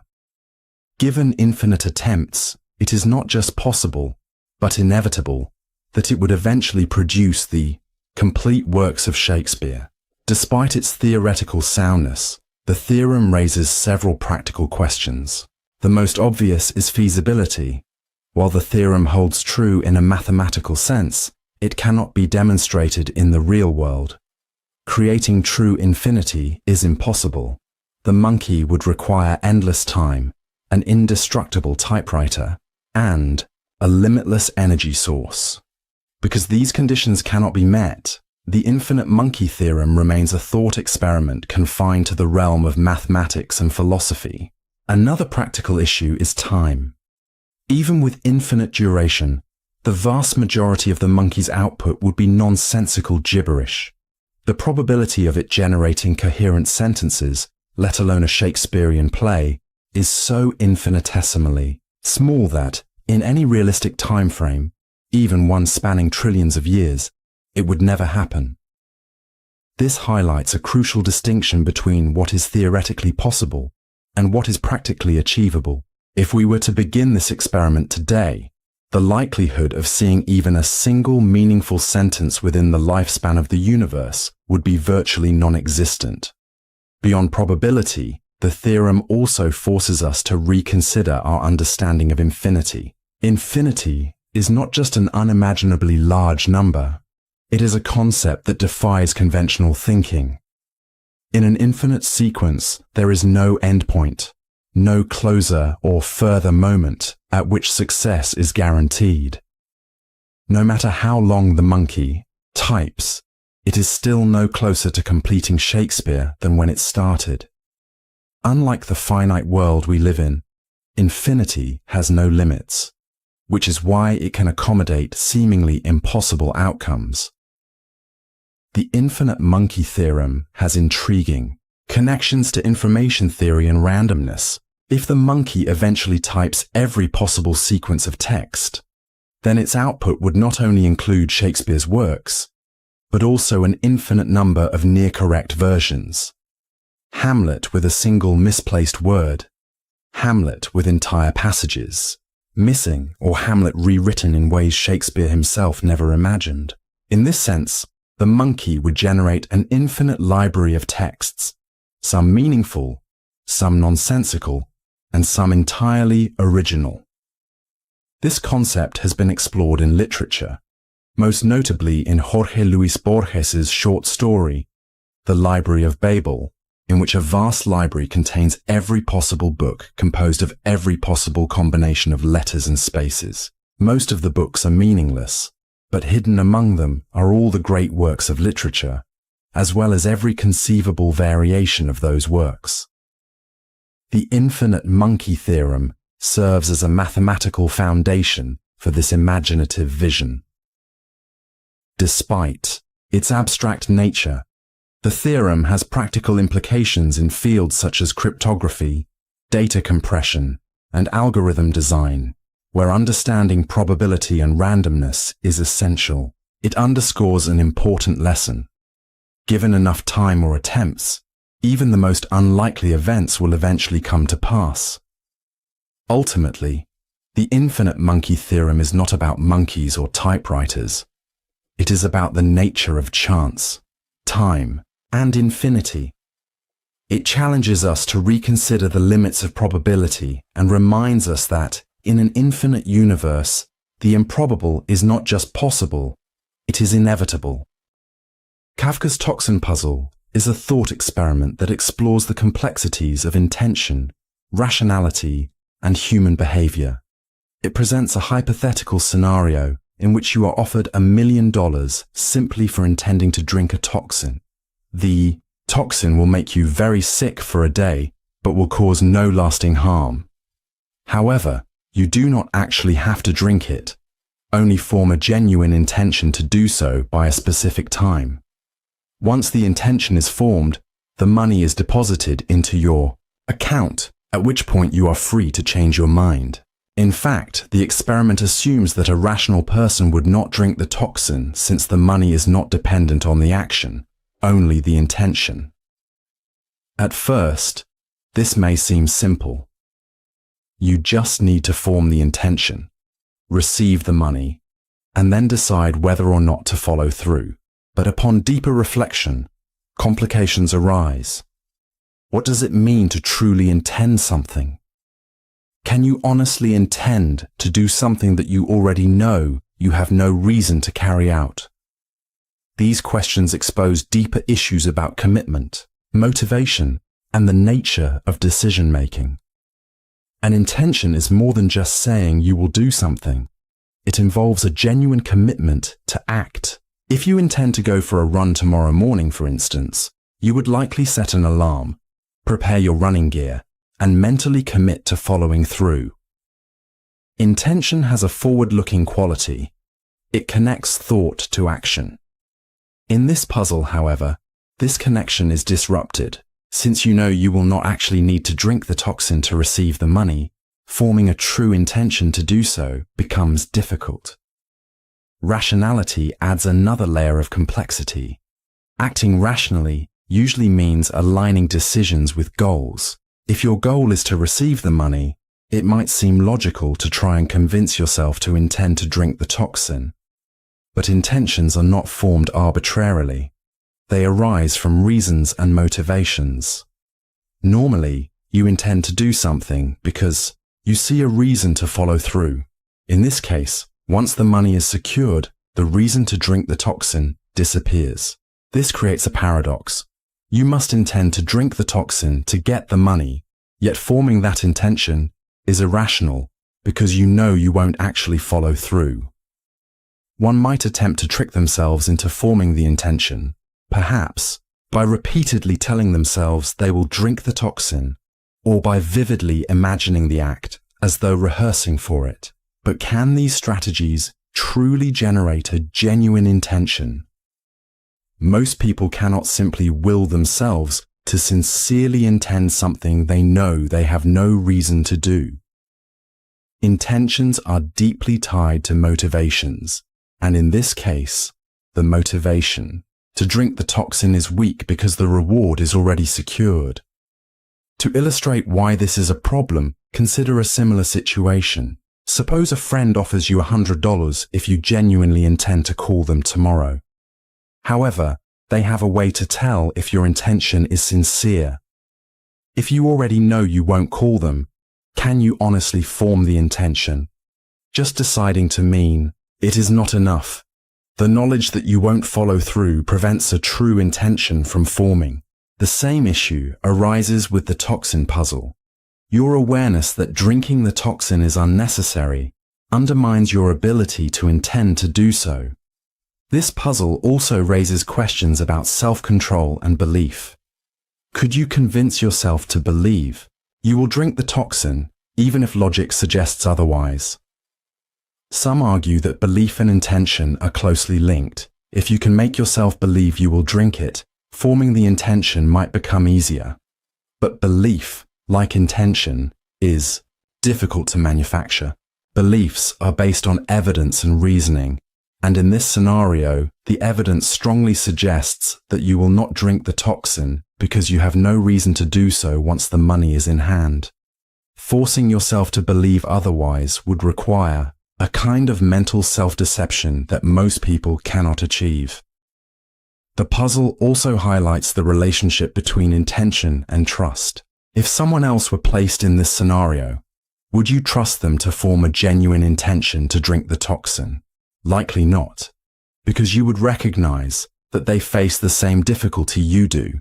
Understanding the nature of the puzzle makes it hard to believe that anyone could truly intend to drink the toxin under these conditions. This doubt extends even to yourself. You may question whether you are even capable of forming the necessary intention, further complicating the problem. Some might attempt to redefine intention to solve the puzzle, arguing that it does not require a real commitment to act. Instead, they might suggest that it is enough to momentarily convince oneself of the intention. However, this redefinition feels unsatisfactory. It conflicts with the common understanding of intention as something tied to real decision-making and future action. If intentions could be formed so easily, they would lose much of their significance in how we make choices. The puzzle also has implications for how rationality is understood. Traditional views of rationality emphasize making decisions that maximize outcomes based on available information. From this perspective, it might seem rational to do whatever is necessary to form the intention, even if that means engaging in self-deception. But this view overlooks the psychological limitations that make forming intentions difficult. Rationality is not just about outcomes. It is also about the process. If the process of forming an intention is impossible under these conditions, then the puzzle suggests there may be limits to rational decision-making itself. Philosophers have debated the implications of this thought experiment for years. Some see it as a challenge to conventional theories of intention and rationality, while others see it as a way to explore the intricacies of human psychology. Either way, it forces us to examine how we make decisions and what it truly means to act rationally. It highlights the fact that forming intentions, committing to actions, and aligning our beliefs with our goals are more complex than they may seem. Ultimately, Kafka's toxin puzzle remains unresolved. It is unclear whether anyone could genuinely form the required intention under these conditions. What is clear, however, is that the puzzle sheds light on the intricate ways in which human thought, decision-making, and rationality interact. It challenges us to question our assumptions about intention, belief, and self-control, revealing just how intricate and sometimes paradoxical the workings of the human mind can be. Imagine you are in a room where every surface, the walls, floor, and ceiling, is made of perfect mirrors. These mirrors reflect everything with absolute clarity, creating an infinite cascade of reflections in every direction. There are no objects in the room, no external markers, just you and your endless copies. You stretch out your arm, and the reflections stretch with you. Yet, this raises a profound question. How do you know you truly exist? Without any external cues or independent evidence, can you be certain that you are the original and not just another reflection among the infinite others? At first, the answer seems obvious. You might say, I exist because I am here. I move, I feel, I think. But this experiment challenges that assumption. It forces you to confront the limits of what can be proven and how much of your reality depends on external validation. To understand this, consider the nature of mirrors. A mirror simply reflects light. It does not know what it reflects. When you look into a regular mirror, you trust that what you see is a representation of yourself. But in this room, where all surfaces are mirrors, there is no reference point outside of your own reflection. Every image you see is entirely dependent on your movements. But if all you have are reflections, what truly separates you from them? How can you be sure that the you initiating movement is not just another reflection responding to an unseen force? This leads to a deeper question about self-recognition. Humans, along with certain animals like dolphins and primates, pass what is known as the mirror test, which assesses the ability to recognize oneself in a reflection. But the mirror room takes this concept further. If all you can see are versions of yourself, endlessly repeating, how do you distinguish the real you from the reflections? You cannot physically step outside yourself to verify. You cannot see a version of yourself that is independent of the mirrors. What if, suddenly, one reflection hesitated before mimicking your movements? What if a reflection acted independently? This inconsistency would introduce doubt. Who, then, is the real you? Is it possible that the reflections are in control while you are merely reacting? The experiment invites us to question how much of our sense of self relies on external validation. In everyday life, we define ourselves through relationships, experiences, and interactions with the world. You speak to a friend, and they respond. You pick up an object, and you feel its weight. These interactions confirm your existence as an individual, but in the mirror room, all external affirmations are stripped away. You are left only with yourself, or rather, an infinite series of selves. Without external confirmation, how can you be sure you are real? This echoes René Descartes' famous assertion, "I think, therefore I am."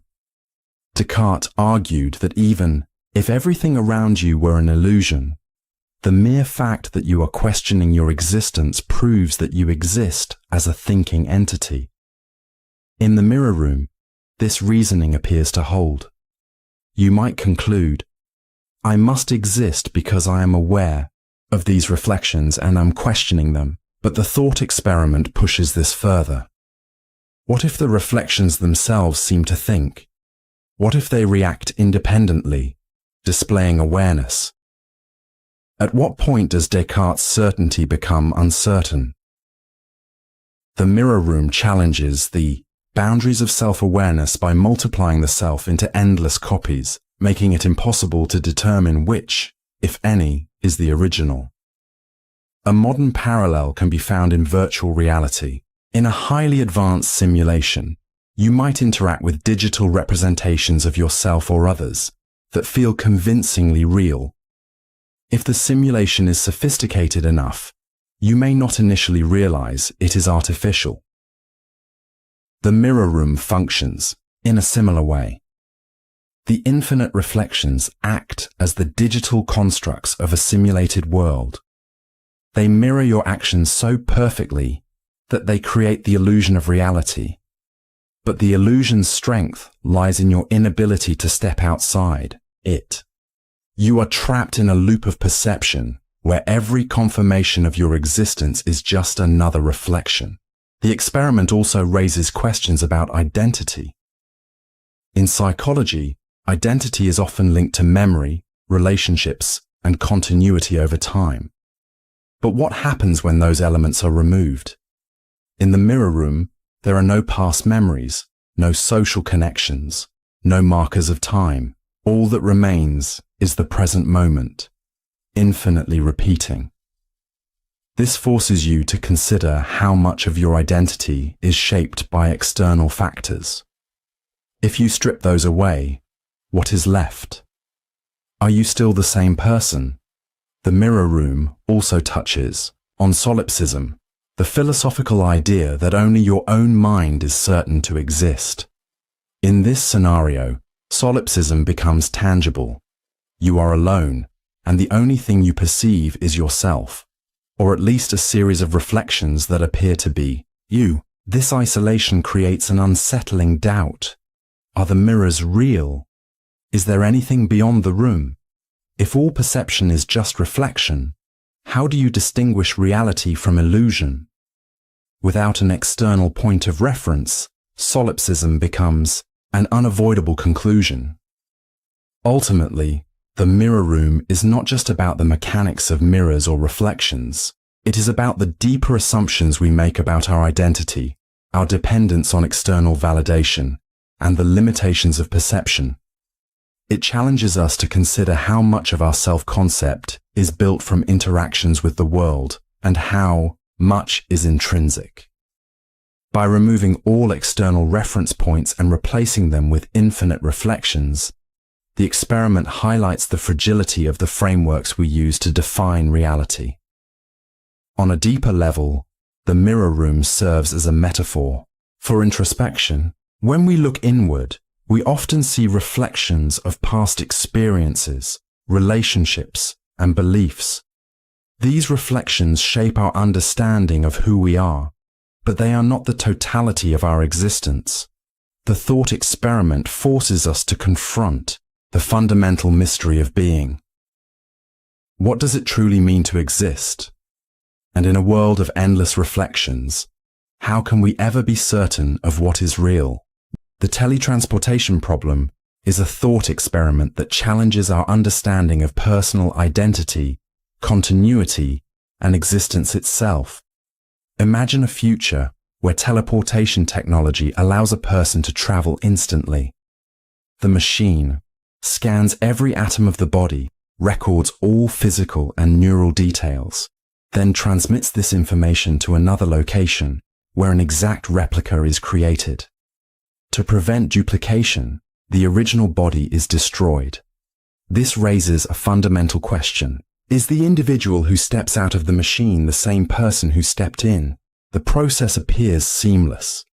The replica has the same memories, personality, and physical traits.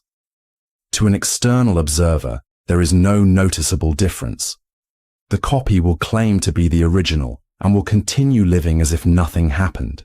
However, the real dilemma is what happens to the consciousness of the person who enters the machine. If the original body is destroyed, is there an unbroken connection between the pre-teleport and post-teleport self? If continuity is necessary for identity, then destroying the original body means the original person ceases to exist. The replica may look and think like the original, but is it truly the same individual or merely a perfect imitation? A troubling variation of this experiment further complicates the question. Imagine that the machine malfunctions, and instead of destroying the original body, it creates a duplicate at the destination while the original remains intact. Now there are two individuals who both claim to be the original. Each has the same thoughts, feelings, and memories, and from their perspective, they are the same person. But if there are now two distinct beings, does that mean neither of them is the original, or that identity is not as singular and fixed as we assume? Philosophers have debated the nature of identity for centuries, and this thought experiment highlights a deep philosophical divide. Some argue that identity is based on psychological continuity. If the replica has the same memories and consciousness, then the individual has survived in a meaningful sense. From this perspective, it does not matter that the original body was destroyed, because the person's mental existence continues uninterrupted. Others argue that identity is fundamentally tied to the physical body. If the original body is destroyed, the original person ceases to exist, and the replica, no matter how perfect, is a new being. The problem becomes even more complex when considering consciousness itself. If consciousness emerges from the physical processes of the brain, then duplicating the brain should, in theory, recreate consciousness. But does the original consciousness transfer into the new body, or does it simply end with a new consciousness taking its place? If the original consciousness is lost, then the person who enters the machine effectively dies, even if an identical person continues their life. The teletransportation problem also forces us to confront our intuitions about survival and death. If a loved one were to use the teleportation machine, would it feel like they truly survived? The person at the other end would look, talk, and behave exactly the same. But if their original consciousness was destroyed, would that mean they had died, replaced by a perfect copy? If identity is based on continuity, then teleportation is not transportation at all, but a form of self-destruction followed by replication. If teleportation became a standard mode of travel in the future, society might widely accept that the individual stepping out of the machine is the same as the one who stepped in. People might use it every day, treating it no differently than stepping onto a plane. But for those who believe that personal identity depends on physical continuity, the process might seem fundamentally flawed. Would they refuse to use the technology, knowing that their original body would be destroyed? Would they watch as others embrace teleportation, unsure whether they were witnessing travel or something far more unsettling? The teletransportation problem does not offer easy answers, which is why it continues to captivate philosophers and scientists alike. It forces us to question the nature of identity, consciousness, and what it truly means to exist. Are we defined by our memories and thoughts, or does our physical body play an essential role? If perfect duplication is possible, does it mean we have found a way to overcome death? Or does it simply mean we are creating new individuals to replace us when we are gone? This thought experiment compels us to examine the very foundations of selfhood and forces us to confront the possibility that our sense of identity may be more fragile than we ever imagined. Buridan's ass is a classic philosophical thought experiment that explores the nature of decision-making, particularly in situations where two equally attractive options are available. The scenario is simple. Imagine a donkey standing at an equal distance between two identical piles of hay. It is equally hungry and has no reason to prefer one pile over the other. Because the two options are indistinguishable, the donkey cannot make a decision, and as a result, it starves. At first glance, this idea may seem absurd, but it raises profound questions about rationality, free will, and the influence of external factors on our choices. The core issue in Buridan's ass is its challenge to logic and rationality.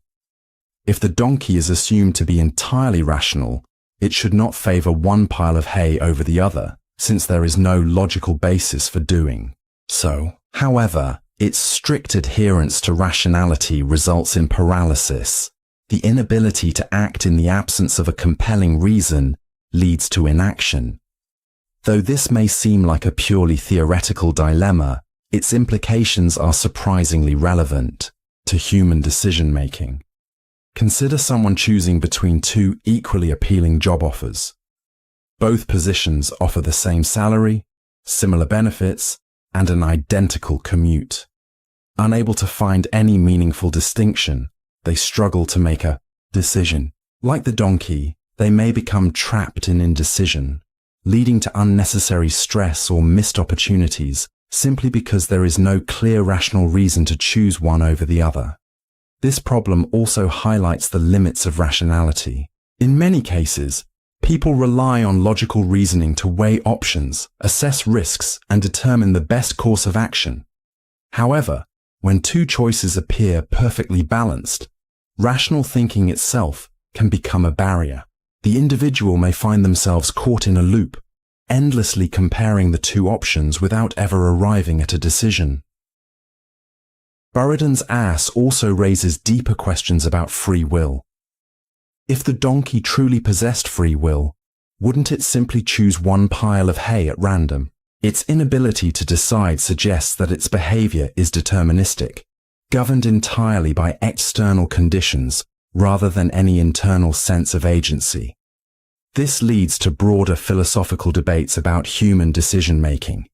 When faced with equally compelling choices, do we act out of free will, or are our decisions ultimately shaped by subconscious influences and external factors beyond our control? Some argue that randomness is the key to resolving this dilemma. If the donkey could metaphorically flip a coin, it could break the deadlock and make a decision. Humans often resolve similar dilemmas in this way. Someone choosing between two identical restaurants might simply pick the one on the right because it happens to be closer. While this decision may not be strictly logical, it allows action to occur. In this sense, randomness can be a practical tool for overcoming paralysis, caused by excessive rationality. Another perspective is that true indecision rarely occurs in reality because no two options are ever perfectly identical. Even the slightest difference, a minor variation in scent, texture, or proximity, could sway the donkey toward one pile of hay.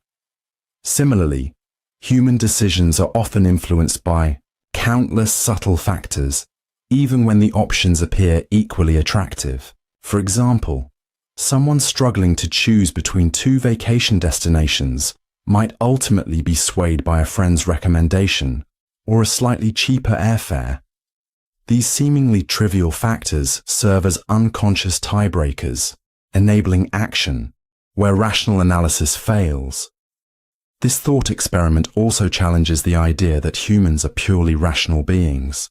In practice, most people do not become paralyzed when faced with equally appealing options.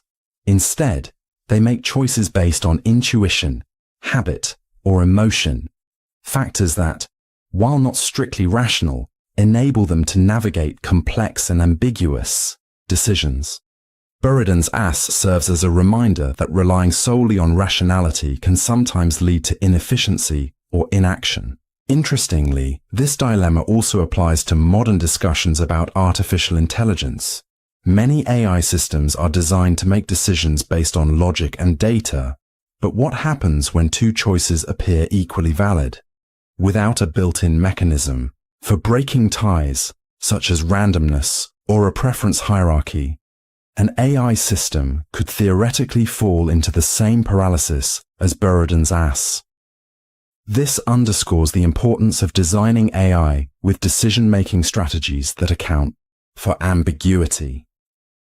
Beyond rationality and free will, the experiment also has ethical implications. The donkey's fate, starving simply because it cannot choose, raises important questions about responsibility. Who is to blame for its suffering? Is it the donkey itself for failing to act? Or does the responsibility lie with the hypothetical designer of the scenario, who created a situation where decision-making was impossible? In human terms, this can be applied to systemic issues. When individuals are placed in situations where their choices are constrained or indistinguishable, who bears responsibility for the consequences? Consider a government providing two identical public services, such as schools or healthcare facilities, and expecting individuals to choose between them. If people struggle to decide due to a lack of distinguishing factors, is it fair to blame them for the inefficiencies that arise? Or does the responsibility lie with the system that failed to create meaningful differentiation? Ultimately, Buridan's ass challenges us to reflect on the nature of choice and the forces that drive decision-making. It reminds us that rationality, while valuable, has its limits, and that intuition, external influences, and even randomness play essential roles in guiding our actions.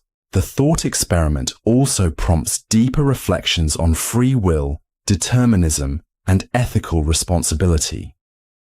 While the image of a donkey starving between two piles of hay may seem far removed from real life, the underlying principles remain deeply relevant. From choosing between job offers to resolving ethical dilemmas, the lessons of Buridan's ass continue to shape how we understand decision-making.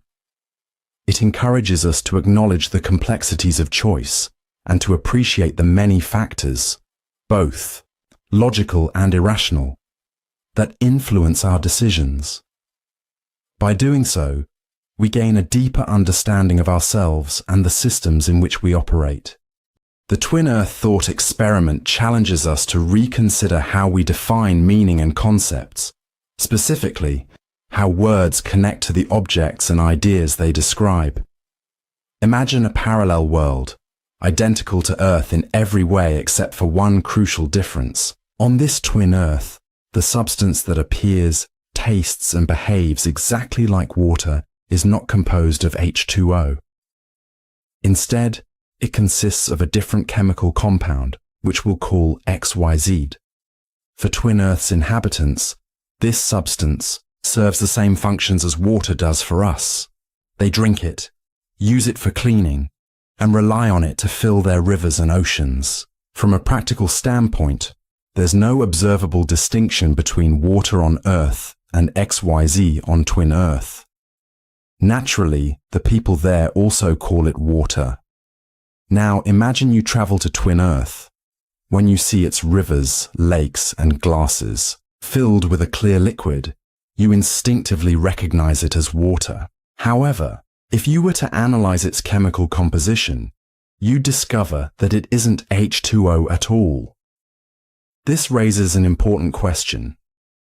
When both you and a twin Earth inhabitant use the word water, are you referring to the same thing? Philosopher Hilary Putnam introduced this thought experiment to explore whether the meaning of a word is determined purely by what's in our minds, or whether it is also shaped by the external world. At first glance, water might seem to mean the same thing to you and someone on twin Earth, because you both use it in identical ways and associate it with the same properties. However, Putnam argues that meaning isn't just about perception or function. It also depends on the substance's actual nature. On Earth, water refers specifically to H2O, while on twin Earth, water refers to XYZ. In this view, a substance's chemical structure plays a role in defining what we mean when we use a word. To better understand this idea, consider how we learn language as children. A child growing up on Earth learns to recognize water not through chemistry, but through direct experience. They associate the word water with the clear liquid they drink, the rain that falls, and the substance filling lakes and oceans. A child on twin Earth would go through the same learning process, identifying water in their world based on its appearance and role in daily life. However, despite these similarities, Putnam argues that they are referring to different substances because the underlying chemical composition differs. This thought experiment challenges a traditional philosophical view known as internalism, which holds that the meaning of a word is determined entirely by what's inside a person's mind. According to internalism, if you and a twin Earth inhabitant conceptualize water in the same way, then the word must have the same meaning for both of you.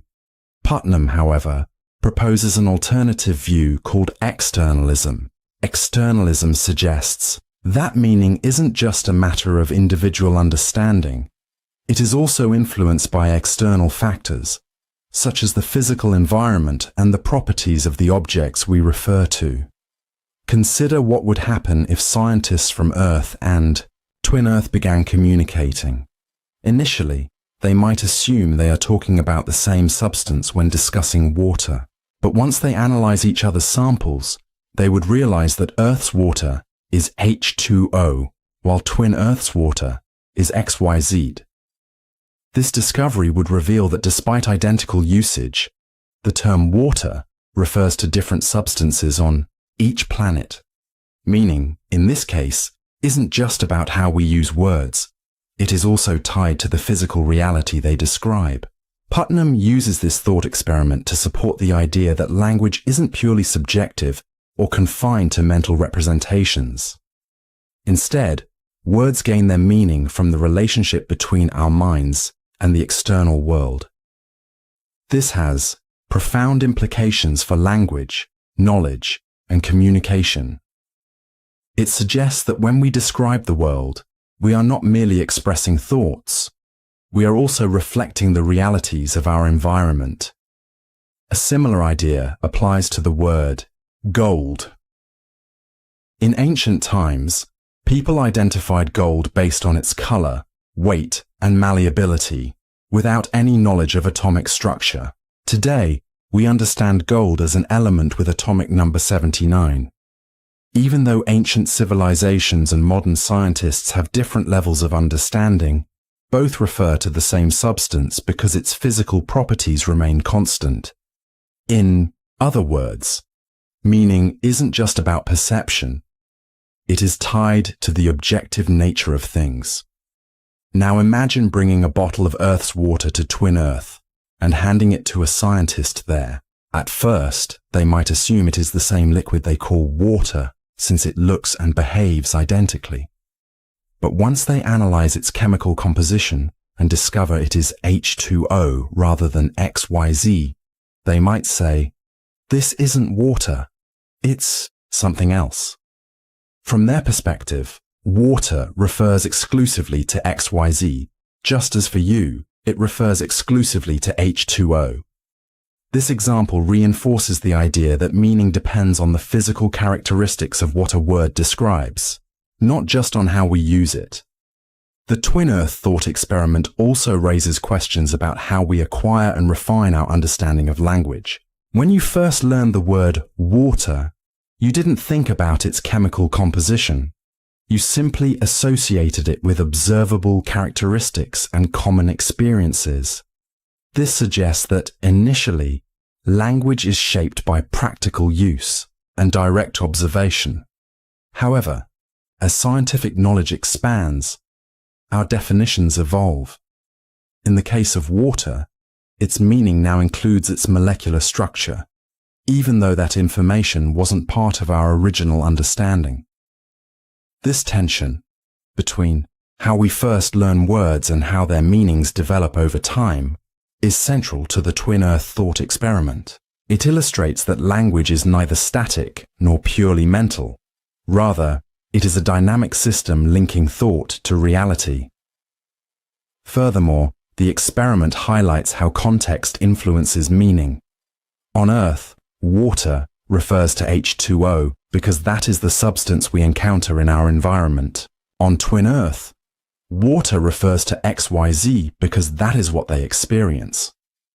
Despite identical linguistic usage, the different physical environments shape the meaning of the term.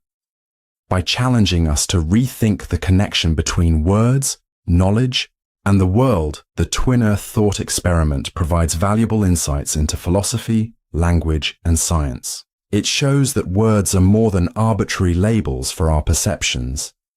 They are deeply intertwined with the external realities they describe. This realization has broad implications for communication, the philosophy of science, and our understanding of how meaning is constructed. Ultimately, it reminds us that our grasp of the world is shaped not only by our thoughts, but also by the fundamental nature of reality itself. The Veil of Ignorance is a thought experiment that challenges us to consider justice and fairness from an impartial perspective. Introduced by philosopher John Rawls in his book A Theory of Justice, this concept encourages us to design the fundamental rules of society without personal biases or self-interest. Imagine being responsible for shaping the laws, wealth distribution, and opportunities within a society. However, there is one condition. You must make these decisions from behind a veil of ignorance, meaning you have no knowledge of your own identity or status. You do not know your gender, race, social class, talents, or health. You could be born into privilege or poverty, be healthy or disabled, powerful or powerless. This uncertainty forces you to create a system that is fair for everyone, as you could end up in any position. The purpose of the Veil of Ignorance is to eliminate personal biases. If you knew in advance that you would be wealthy, you might design a society that favors the rich.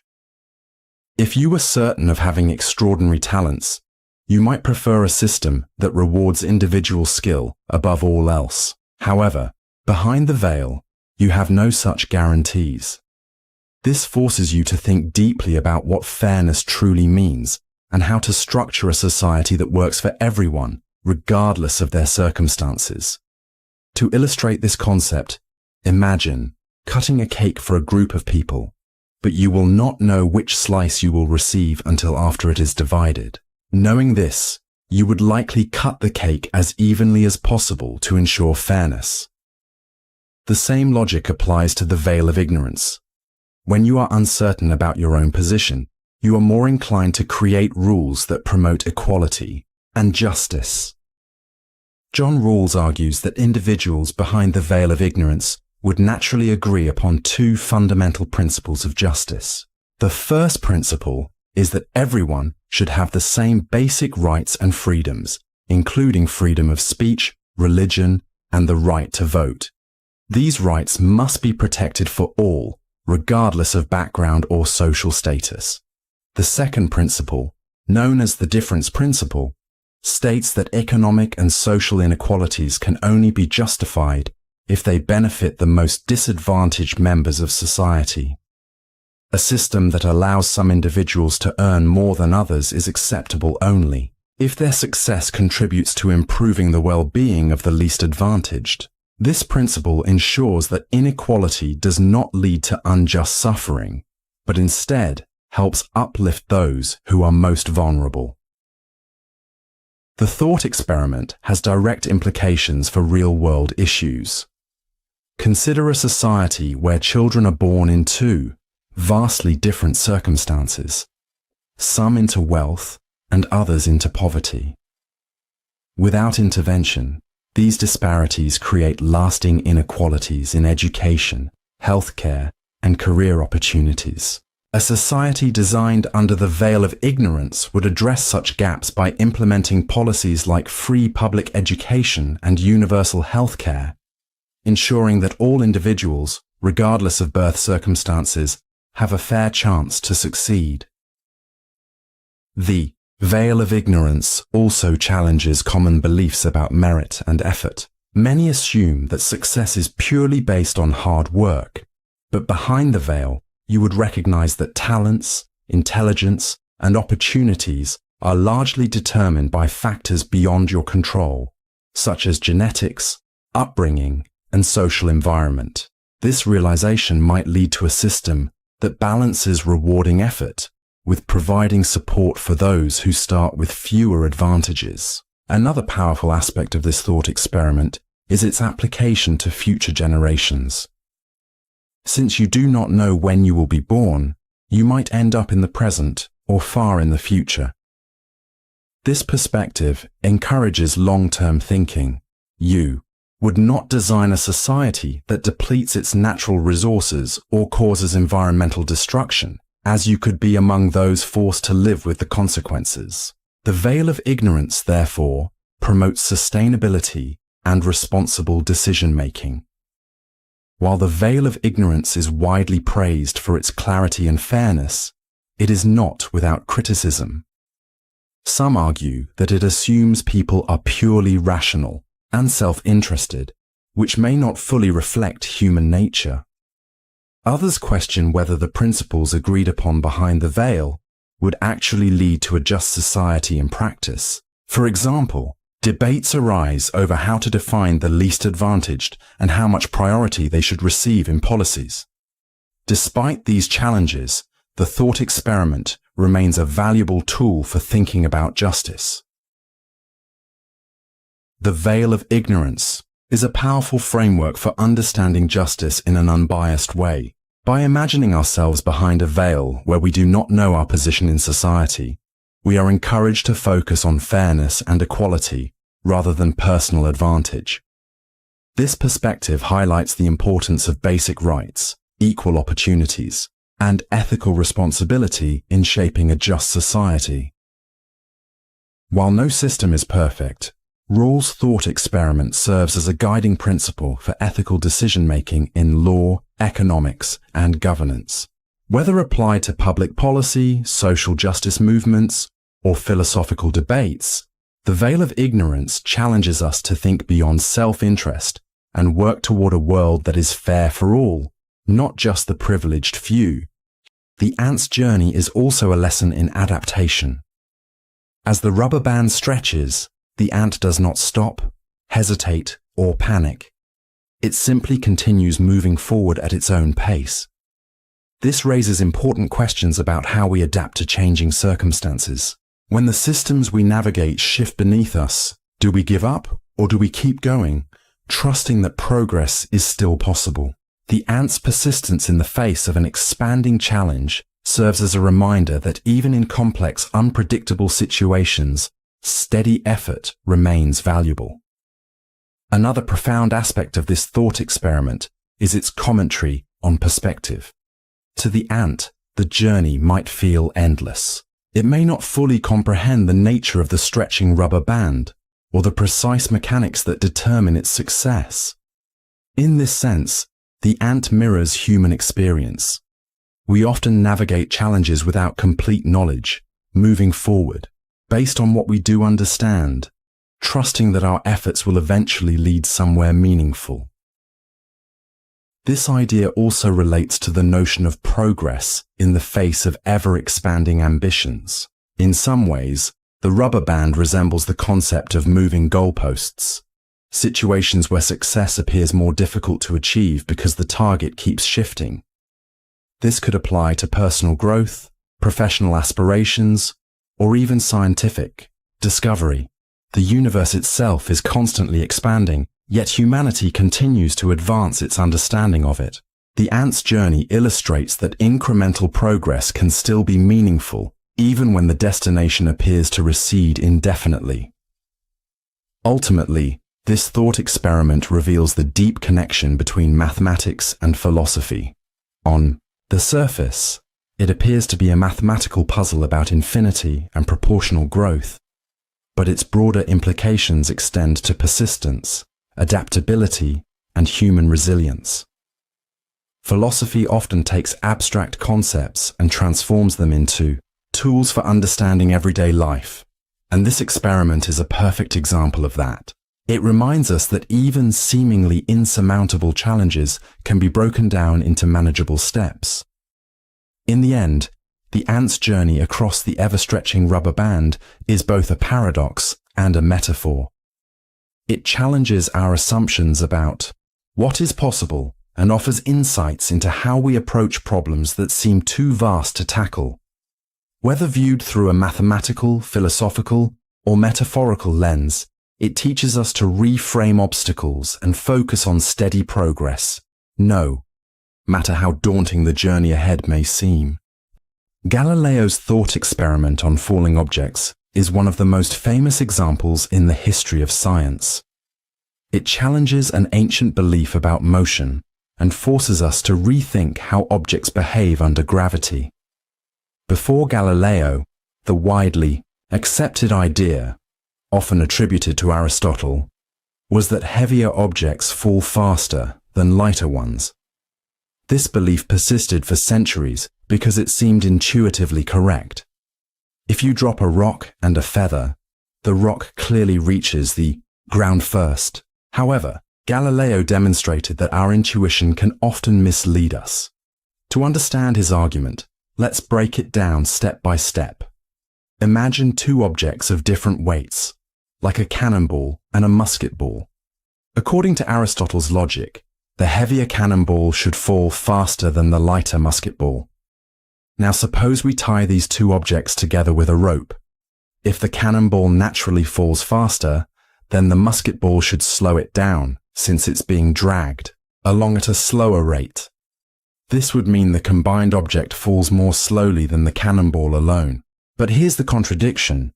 When tied together, the two objects form a single, heavier mass, which, according to Aristotle's own reasoning, should fall even faster. This logical inconsistency reveals the flaw in the assumption that weight alone determines the speed of falling objects.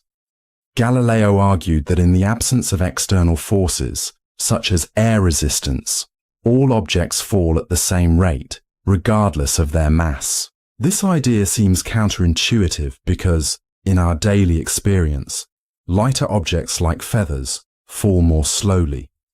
However, this difference is due to air resistance, not gravity itself.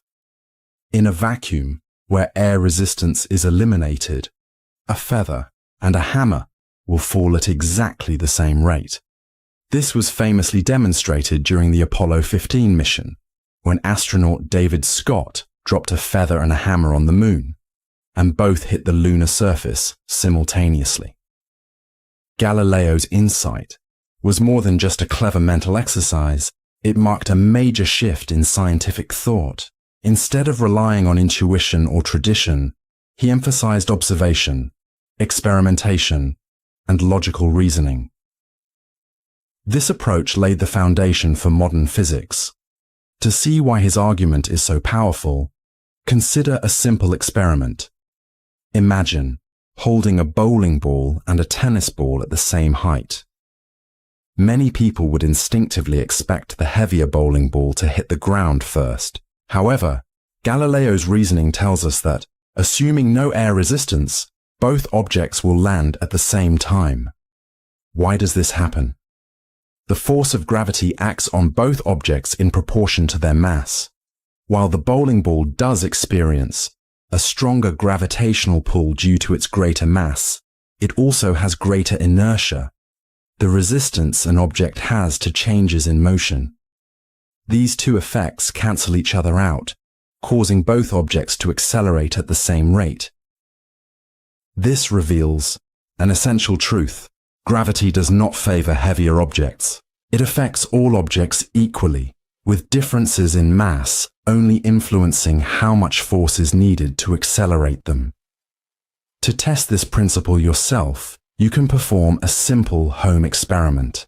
Take two objects of similar shape but different weights, such as a book and a small plastic ball, and drop them from the same height. You'll notice they hit the ground at nearly the same time. Any small differences you observe are due to air resistance, which affects lighter objects more significantly. If you could remove air resistance entirely, say by conducting the experiment in a vacuum, both objects would fall at exactly the same rate. This is why experiments conducted on the moon, where there is no atmosphere, provide such compelling evidence. Galileo's thought experiment also highlights a broader principle: the universality of physical laws. Gravity doesn't just behave this way on Earth. It functions consistently across the universe. Whether you're on Earth, the moon, or near a massive asteroid, the relationship between gravity, mass, and acceleration remains the same. This universality is one of the core principles of physics and demonstrates the elegance of nature's laws. One of the reasons Galileo's work remains so influential is that it underscores the importance of questioning assumptions. For centuries, people accepted Aristotle's ideas because they seemed to align with common sense. But Galileo's method teaches us to go beyond intuition and rigorously test our ideas. Without access to modern technology, he relied on pure logic and ingenuity to challenge deeply ingrained beliefs. This mindset of inquiry is at the heart of scientific progress. Beyond its scientific significance, Galileo's thought experiment carries a philosophical message. It reminds us that our senses and experiences can be deceptive. Our perception is shaped by external factors like air resistance, which can obscure the fundamental nature of physical laws. By stripping away these complicating variables, Galileo revealed a deeper truth, one that had been hidden in plain sight. This method of simplifying problems to uncover core principles is widely used, not just in physics, but in fields ranging from engineering to economics. Today, Galileo's insights may seem obvious, but in his time, they represented a revolutionary break from traditional thinking. His discoveries paved the way for Isaac Newton's work on gravity and motion, which later formed the basis for modern physics. Galileo's legacy reminds us that progress often comes from challenging long-held assumptions and looking at our world through fresh eyes. What's remarkable about Galileo's thought experiment is its simplicity. By merely imagining two objects tied together, he exposed a profound truth about nature. This demonstrates the power of thought experiments as a tool for exploring complex ideas. When we ask the right questions and follow the logic to its conclusions, we can uncover new insights that transform our understanding of reality. This spirit of curiosity and critical thinking remains just as relevant today as it was in Galileo's time. whether we're unraveling the mysteries of the universe or tackling the challenges of everyday life. Hilbert's Hotel is a famous thought experiment that explores the bizarre and counterintuitive nature of infinity. Introduced by mathematician David Hilbert in 1924, it presents a scenario that challenges our understanding of numbers, space, and logic. The experiment asks us to imagine a hotel with an infinite number of rooms, each labeled with a natural number, 1, 2, 3, and so on. Despite every room being occupied, the hotel can always accommodate more guests, revealing the strange properties of infinity and forcing us to rethink how numbers and space operate. Imagine managing this infinite hotel on a night when every room is filled. A traveler arrives, seeking accommodation. In a regular hotel with a finite number of rooms, if all are booked, there would be no choice but to turn the guest away. However, in Hilbert's Hotel, space can always be made. The solution is simple, but unintuitive. Ask each current guest to move to the next room. The guest in room 1 moves to room 2. The guest in room 2 moves to room 3, and so forth. Since the set of natural numbers is infinite, this process can continue indefinitely. Room 1 then becomes available for the new guest without evicting anyone. The paradoxical nature of this trick challenges our usual notion of full, as it redefines what it means for something infinite to be occupied. Now imagine a more extreme situation. A tour bus arrives, carrying an infinite number of passengers. Accommodating them all seems impossible at first, given that every room is already filled. However, a clever rearrangement makes space. Each current guest is asked to move to a room that is twice their current room number. The guest in room 1 moves to room 2. The guest in room 2 moves to room 4. The guest in room 3 moves to room 6, and so on. This process leaves all odd-numbered rooms empty, creating an infinite number of vacancies for the new arrivals. This is possible because, in an infinite set, different infinite subsets, such as even numbers and odd numbers, can still have the same size, defying our normal expectations of quantity. The paradox deepens when an infinite number of buses, each carrying an infinite number of passengers, arrives at the hotel. Accommodating this infinite influx requires an even more creative strategy. The current guests are first moved to rooms corresponding to powers of 2. The guest in room 1 moves to room 2. The guest in room 2 moves to room 4. The guest in room 3 moves to room 8, and so on. This rearrangement clears out an infinite number of rooms that do not follow the pattern of powers of 2. Next, the passengers from the first bus are assigned to rooms numbered by powers of 3. The first passenger goes to room 3, the second to room 9, the third to room 27, and so on. The second bus's passengers are assigned to rooms based on powers of 5. The third bus's passengers to powers of 7, and so forth. Since prime numbers do not overlap in their sequences of powers, every individual gets a specific room, and no 2 guests share a space. The fact that such an arrangement is possible highlights how infinite sets behave in ways that defy conventional logic. Hilbert's Hotel illustrates the distinction between finite and infinite sets. In a finite set, adding more elements to an already full set is impossible. However, infinite sets do not follow the same rules. Some infinities, like the set of natural numbers, are countable, meaning they can be arranged in a list. Others, like the set of real numbers, are uncountable, meaning they are even larger and cannot be listed in a one-to-one sequence. This distinction has profound implications in mathematics and beyond, as it shapes how we think about numbers, space, and even the universe itself. The thought experiment extends beyond mathematics, raising deep philosophical and scientific questions. If the universe were infinite, What would space or emptiness truly mean? Could an infinite universe ever run out of room? Hilbert's hotel suggests that as long as space can be reorganized, new room can always be made.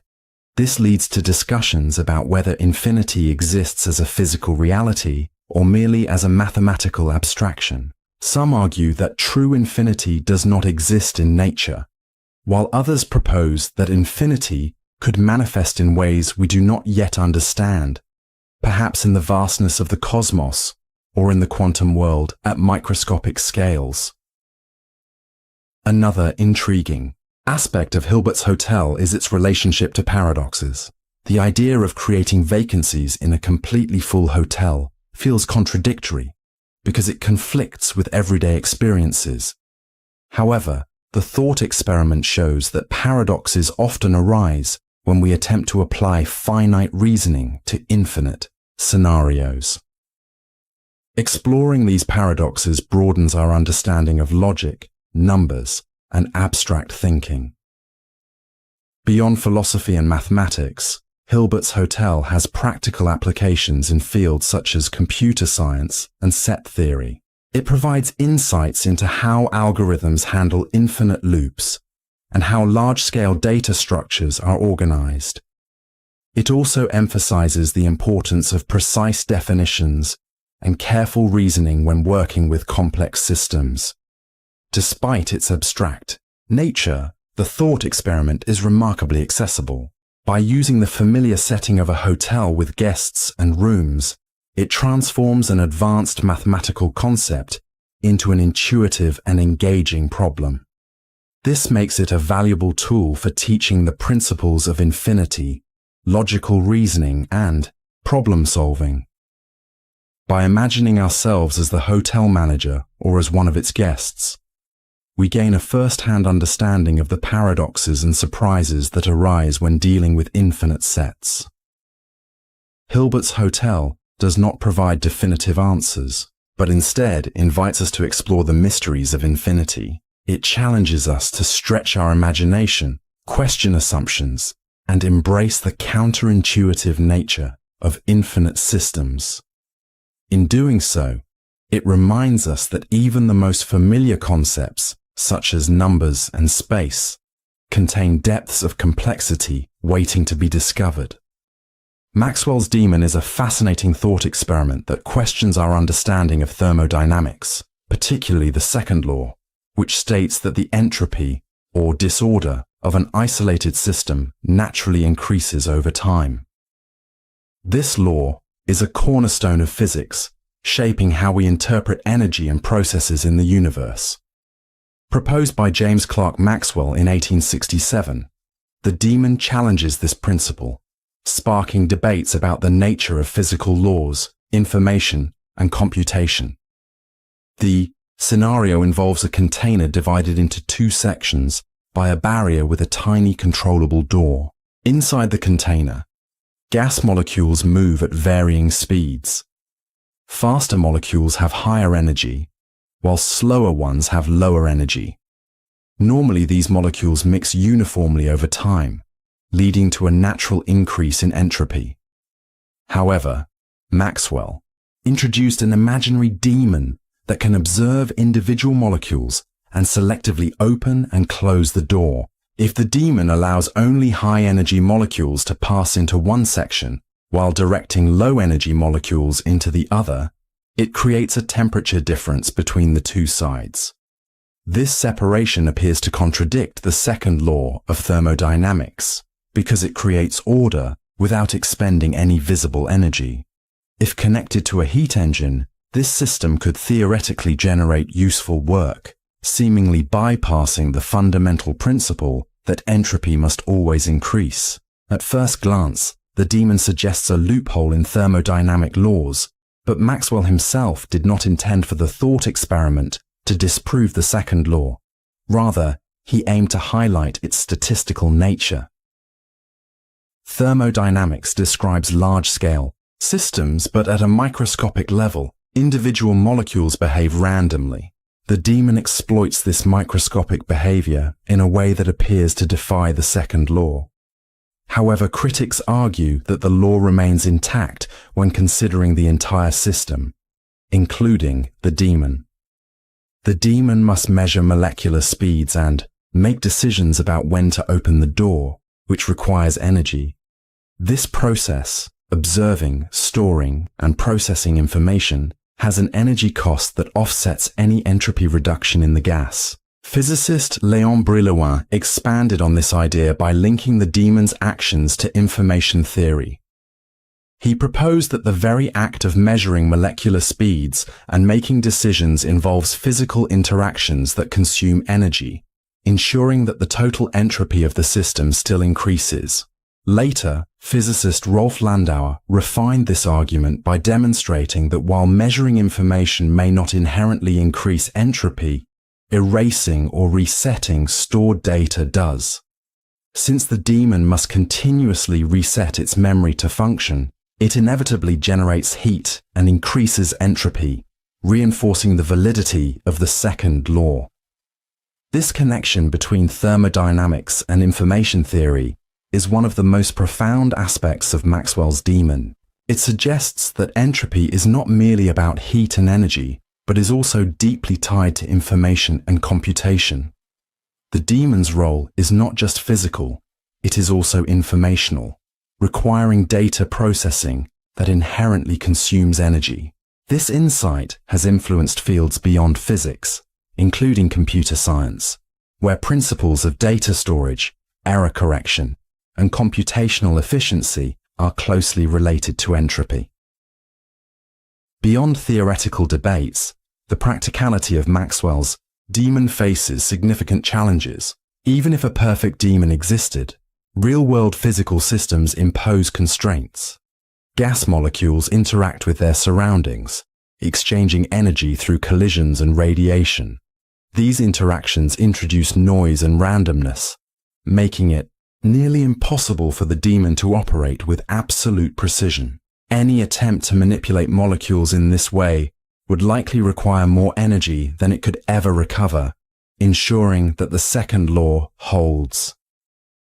Maxwell's daemon also raises philosophical questions about the nature of physical laws.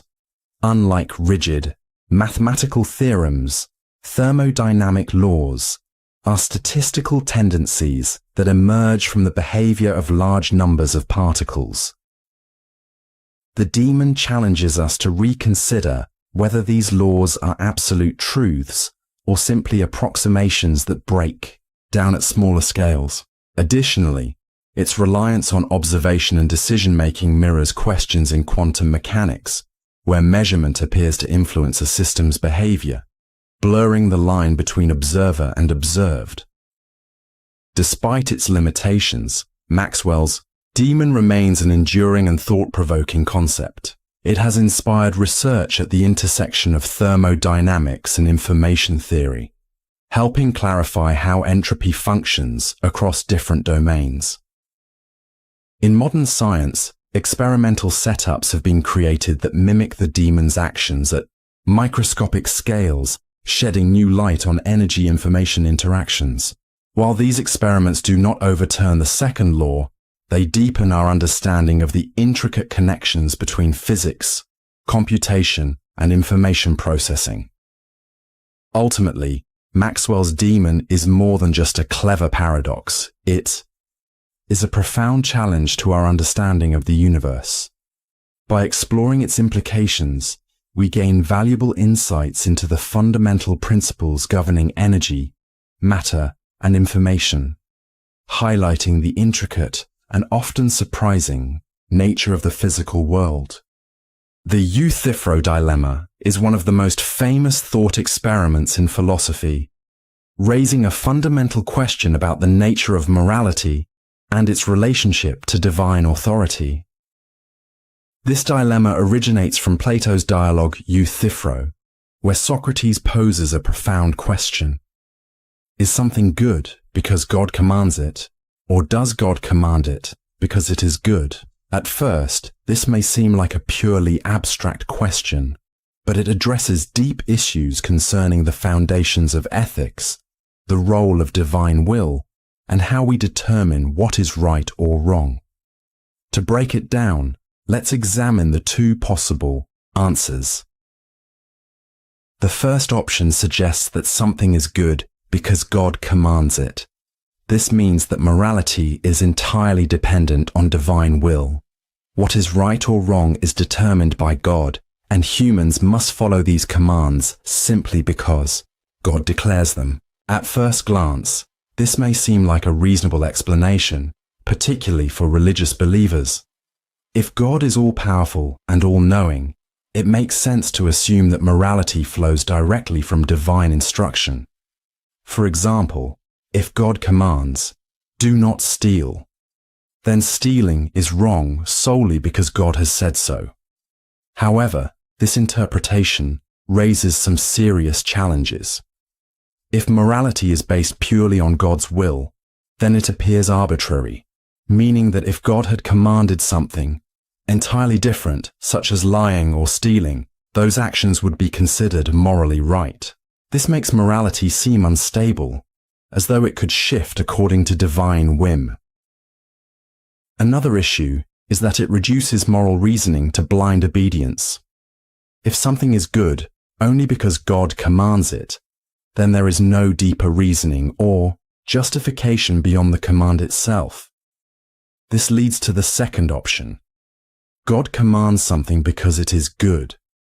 In this view, morality exists independently of God, and God recognizes what is good and instructs humans to follow it.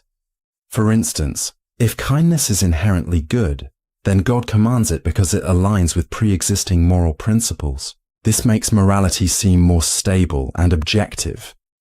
It suggests that ethical truths exist on their own, regardless of divine will. However, this interpretation also has its challenges.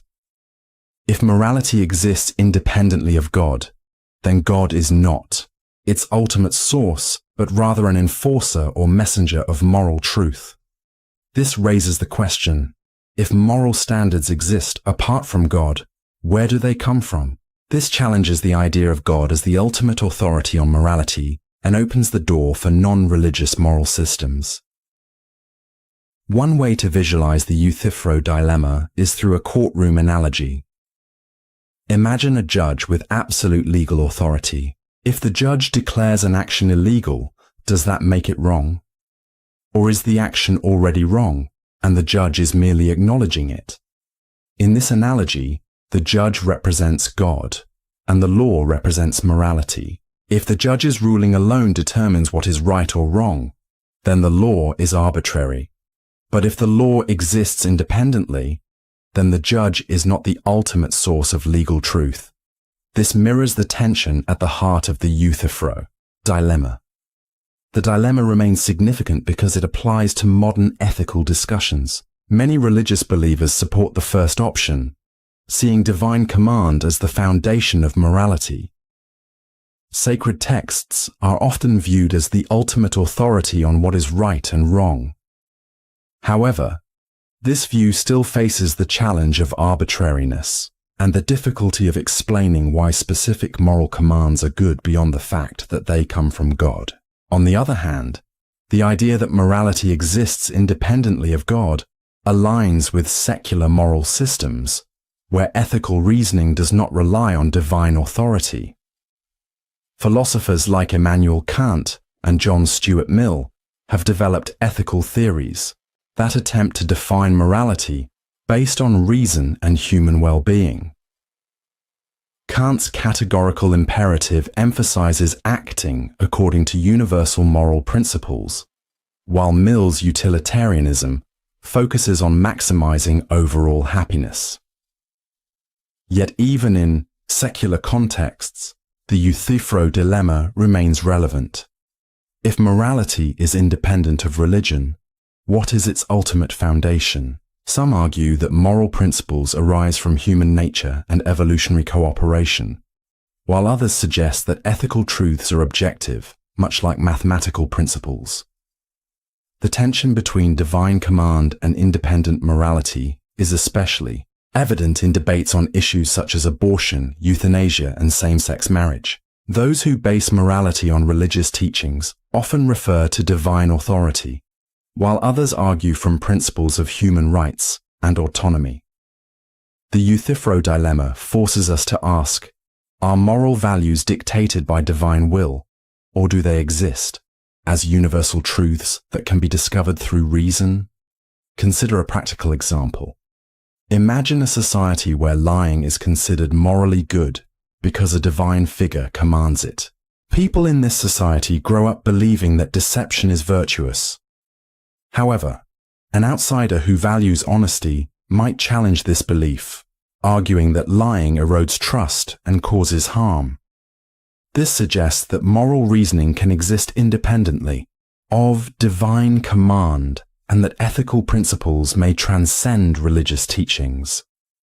Despite its ancient origins, the Euthyphro dilemma remains a powerful and thought-provoking challenge. It pushes us to examine our assumptions about morality, whether we approach it from a religious, philosophical, or practical perspective, by asking whether something is good because God commands it, or whether God commands it because it is good. The dilemma forces us to consider the relationship between authority, reason, and ethics.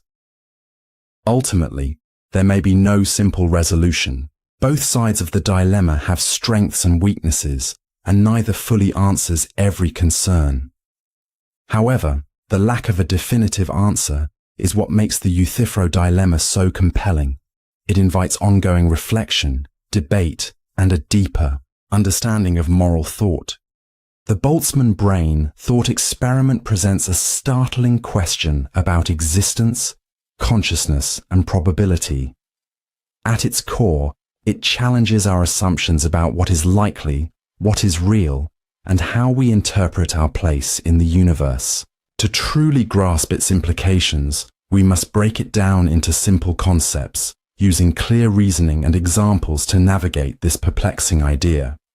Consider the universe as we know it, unfathomably vast, filled with galaxies, stars, planets, and the intricate laws of physics that govern everything. Over billions of years, these physical laws have given rise to conditions necessary for life to emerge, conditions so specific that even the existence of complex, self-aware beings like us seems almost miraculous. Life depends on countless precise factors: the right type of planet at the right distance from a star, with the right chemical composition, and so on. Given these improbable conditions, our very existence already seems extraordinary. But now, imagine an even stranger possibility. What if consciousness, our awareness and ability to think, could emerge by chance without any biological process at all? What if a self-aware mind could appear spontaneously, not within a body or on a planet, but as a free-floating entity in the vastness of space?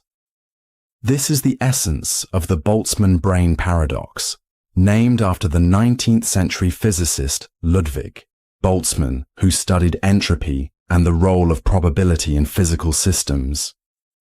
The idea rests on a simple but unsettling premise. In a universe governed by probabilities, where particles move and interact in seemingly infinite ways, could a brain, complete with thoughts, memories, and a sense of self, randomly form out of chaos? At first glance, this seems absurd. The human brain is an intricate, highly ordered structure shaped by millions of years of evolution. The probability of atoms spontaneously assembling into something so complex appears vanishingly small. However, the question isn't whether such an event is likely in any given moment, but whether it is possible over an infinite span of time. If the universe is boundless in space and eternal in duration, then even the most improbable occurrences will eventually happen. To illustrate this, think of flipping a coin. The odds of landing on heads 10 times in a row are slim, but if you flip the coin an infinite number of times, that sequence will inevitably occur at some point. Apply this principle to the vast randomness of the universe, and the spontaneous formation of a brain, even if staggeringly rare, might not be impossible. What makes this thought experiment even more intriguing is that, from the perspective of the Boltzmann brain, everything would feel just as real as it does to us now. A spontaneously formed brain could contain false memories of a life it never lived, a history it never experienced. It could believe it was reading about Boltzmann brains, reflecting on its own existence, when in reality it was merely a fleeting structure that would dissolve as quickly as it appeared. This leads to a disturbing implication. If it is statistically more probable for a single brain to randomly materialize than for an entire structured universe to form and sustain itself for billions of years, then what does that mean for our own existence? Could it be that we are Boltzmann brains, that everything we perceive, our lives, our memories, our understanding of reality, is nothing more than an illusion, the result of a brief self-aware fluctuation in an otherwise chaotic universe? The thought experiment does not assert that we are Boltzmann brains, but it forces us to confront the nature of probability and the limits of our understanding. We assume that our perception of the universe is accurate because our observations are consistent, logical, and verifiable through science.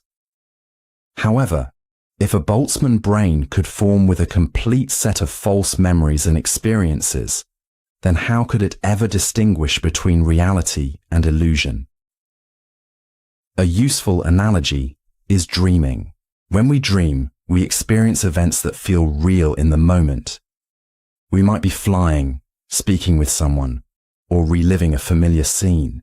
But when we wake up, we recognize that those experiences were not real, merely constructs of the mind. The Boltzmann brain paradox suggests that the entire fabric of reality could function in a similar way. Only instead of waking up, there may be no external reality beyond the momentary existence of the self-aware brain. Of course, this idea seems counterintuitive. We have good reason to believe in the stability of the universe. Scientific principles, logical reasoning, and the shared experiences of billions of people all point to an objective reality.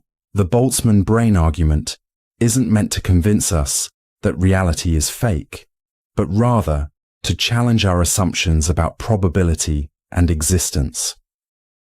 One way to counter the argument is by questioning the underlying assumptions. Does the universe truly extend infinitely? If it has limits in space and time, then the probability of Boltzmann brains forming becomes much smaller.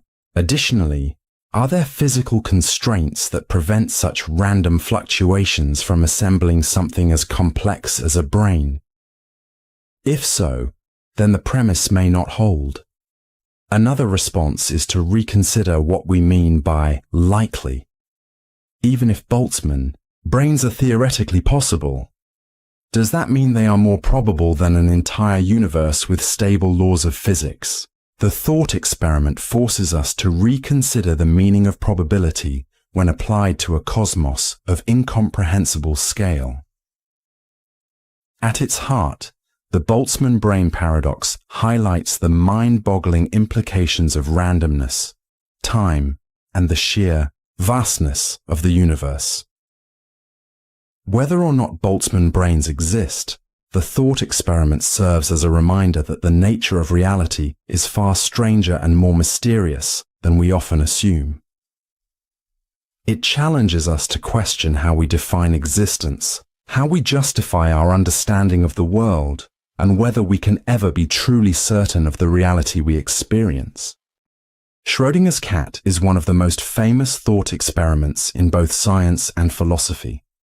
Introduced by physicist Erwin Schrödinger in 1935, it was designed to illustrate the peculiar behavior of particles in quantum mechanics. Although the experiment involves a cat, it is not about biology or animals. It is a challenge to how we think about reality at its most fundamental level and how observation influences the physical world. The scenario unfolds within a sealed box. Inside there is a cat, a vial of poison, a radioactive atom, and a detection mechanism. The mechanism is designed to monitor the radioactive atom, which has an unpredictable chance of decaying over time. If the atom decays, the mechanism triggers the release of poison, killing the cat. If the atom does not decay, the cat remains alive. Because radioactive decay is a random process, there is no way to determine in advance whether the atom has decayed at any given moment.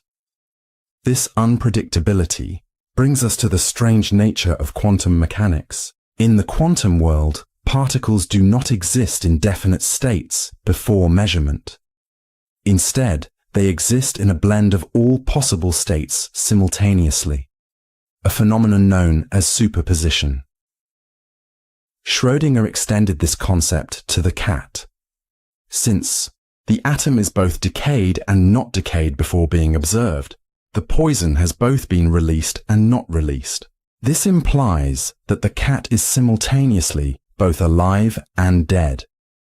However, as soon as someone opens the box to check, the superposition collapses into a single outcome. Either the cat is alive or it is dead. The experiment forces us to confront the unsettling idea that measurement itself plays a role in shaping reality. In everyday life, objects appear to exist in definite states. An apple is either on the table or not. A car is either moving or stationary. But at the quantum level, particles do not have definite properties until they are observed. Schrodinger devised this experiment as a critique of the prevailing interpretation of quantum mechanics at the time, known as the Copenhagen interpretation. This view suggested that quantum systems lack definite properties until they are measured. Schrodinger found this implication absurd, especially when extended to larger objects like a cat. He aimed to highlight what he saw as a flaw in this interpretation. If superposition applied to everything, it would mean that macroscopic objects, like a cat, could exist in two contradictory states at once. Beyond physics, the thought experiment raises profound philosophical questions. Is the cat truly both dead and alive before the box is opened, or is it meaningless to speak of its state until observation occurs? These questions have led to various interpretations of quantum mechanics. One alternative, the many worlds interpretation, proposes that when the box is opened, the universe splits into two branches. In one, the cat is alive. In the other, it is dead. Both outcomes are real, but occur in separate parallel realities. While the idea of a cat in quantum superposition may seem absurd, the principles behind it are based on real scientific observations. Experiments on particles such as electrons and photons have confirmed that they can exist in superposition. A famous example is the double slit experiment, where particles passing through two slits behave like waves, creating an interference pattern. However, if an observer measures which slit a particle travels through, the interference pattern disappears, and the particle behaves like a solid object. This demonstrates that the act of measurement directly affects the system's outcome. Although Schrödinger's cat cannot be tested with an actual cat, since isolating a living organism from all external influences is impossible, scientists have created quantum versions of the experiment using particles and molecules. These studies provide insight into how quantum mechanics operates and how it might connect to the everyday world. Beyond physics, the thought experiment has influenced discussions in philosophy, particularly in epistemology, which explores knowledge and belief. If the cat's state depends on observation, what does that say about the nature of reality and what we can truly know? It has also been widely referenced in popular culture as a metaphor for situations with unclear or contradictory outcomes, though often in ways that overlook its deeper meaning in quantum theory. Despite its widespread recognition, Schrödinger's cat remains a controversial analogy. Some physicists argue that it is not a perfect representation of quantum mechanics, as quantum effects are typically observed only at microscopic scales. Others suggest that there may be a boundary between the quantum world and the classical world we experience, where quantum superposition no longer applies. Nevertheless, Schrödinger's cat continues to be an invaluable tool for explaining the mysteries of quantum mechanics. It helps bridge the gap between abstract mathematical theories and everyday understanding, making complex concepts more accessible. By imagining something as familiar as a cat in a box, people can begin to grasp the counterintuitive nature of quantum physics. Ultimately, Schrödinger's cat does not offer definitive answers, but instead invites us to question our assumptions about reality, observation, and knowledge. It challenges us to rethink the nature of existence and to accept that the truth of the universe may be far stranger than we ever imagined. Plato's allegory of the cave is one of the most profound thought experiments in philosophy, offering a powerful exploration of reality, perception, and knowledge. Imagine a dark cave where prisoners have been chained since birth, unable to move their heads. Their entire world consists of a blank wall in front of them.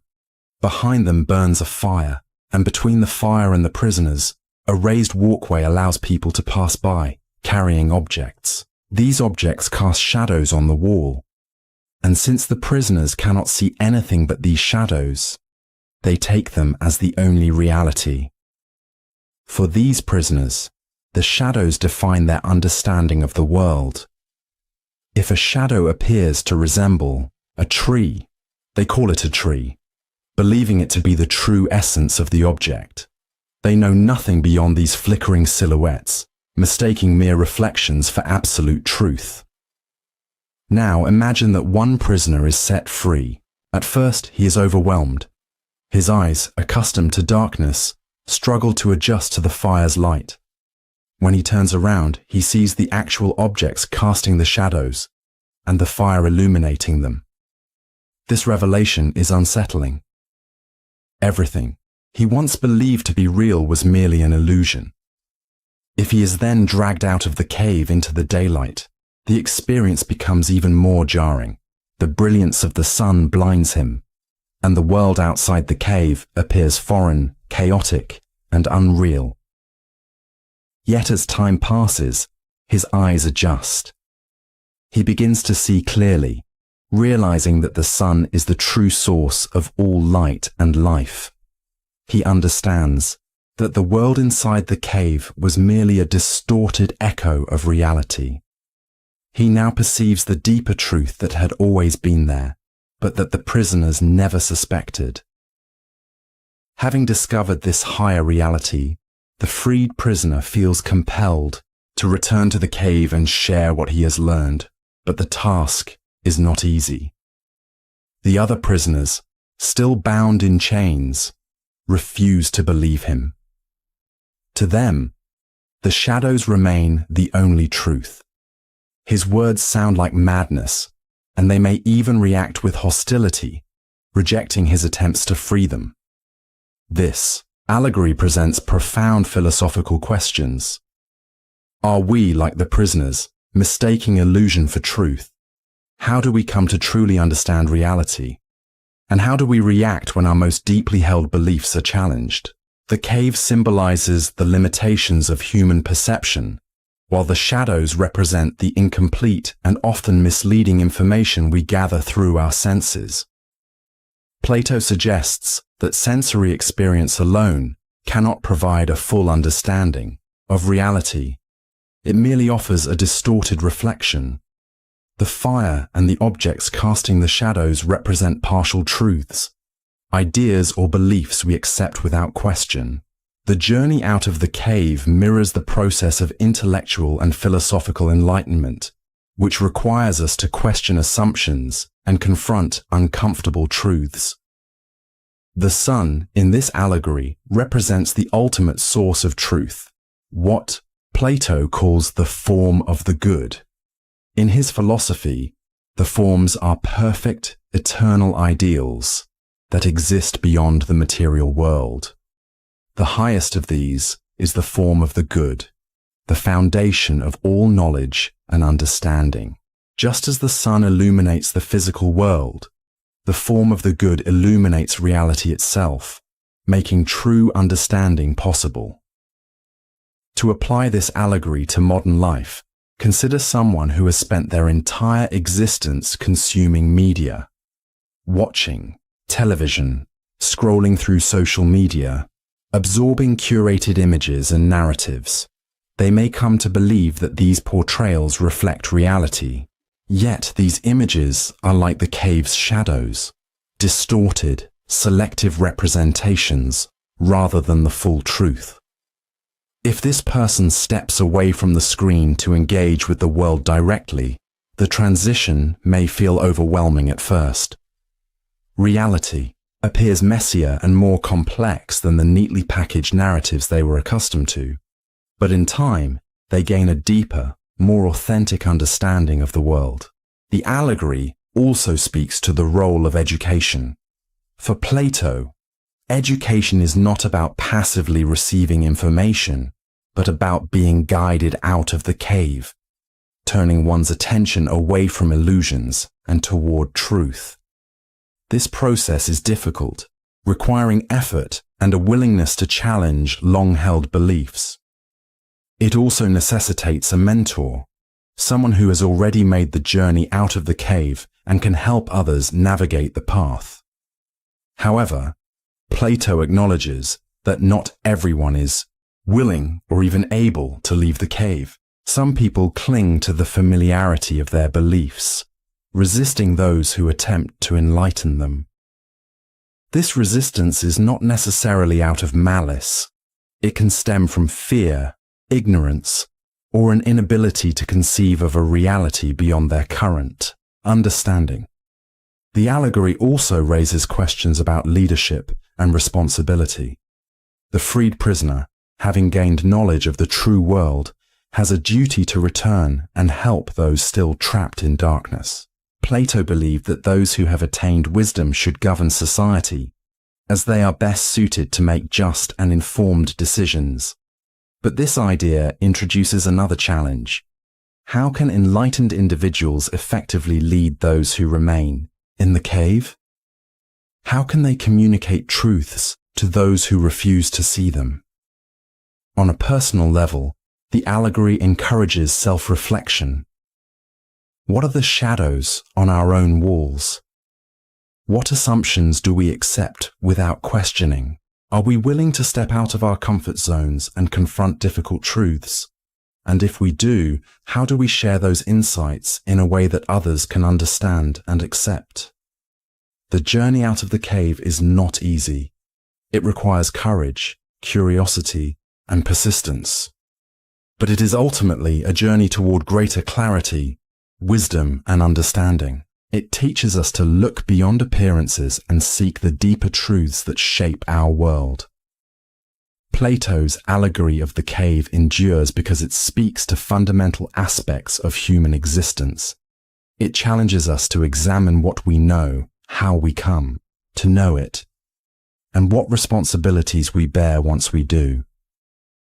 It reminds us that the pursuit of truth is not just an intellectual exercise, but a moral obligation.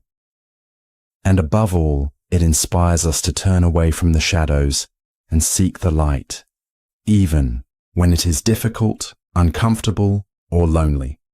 Imagine a prison so comfortable that no one would ever want to leave.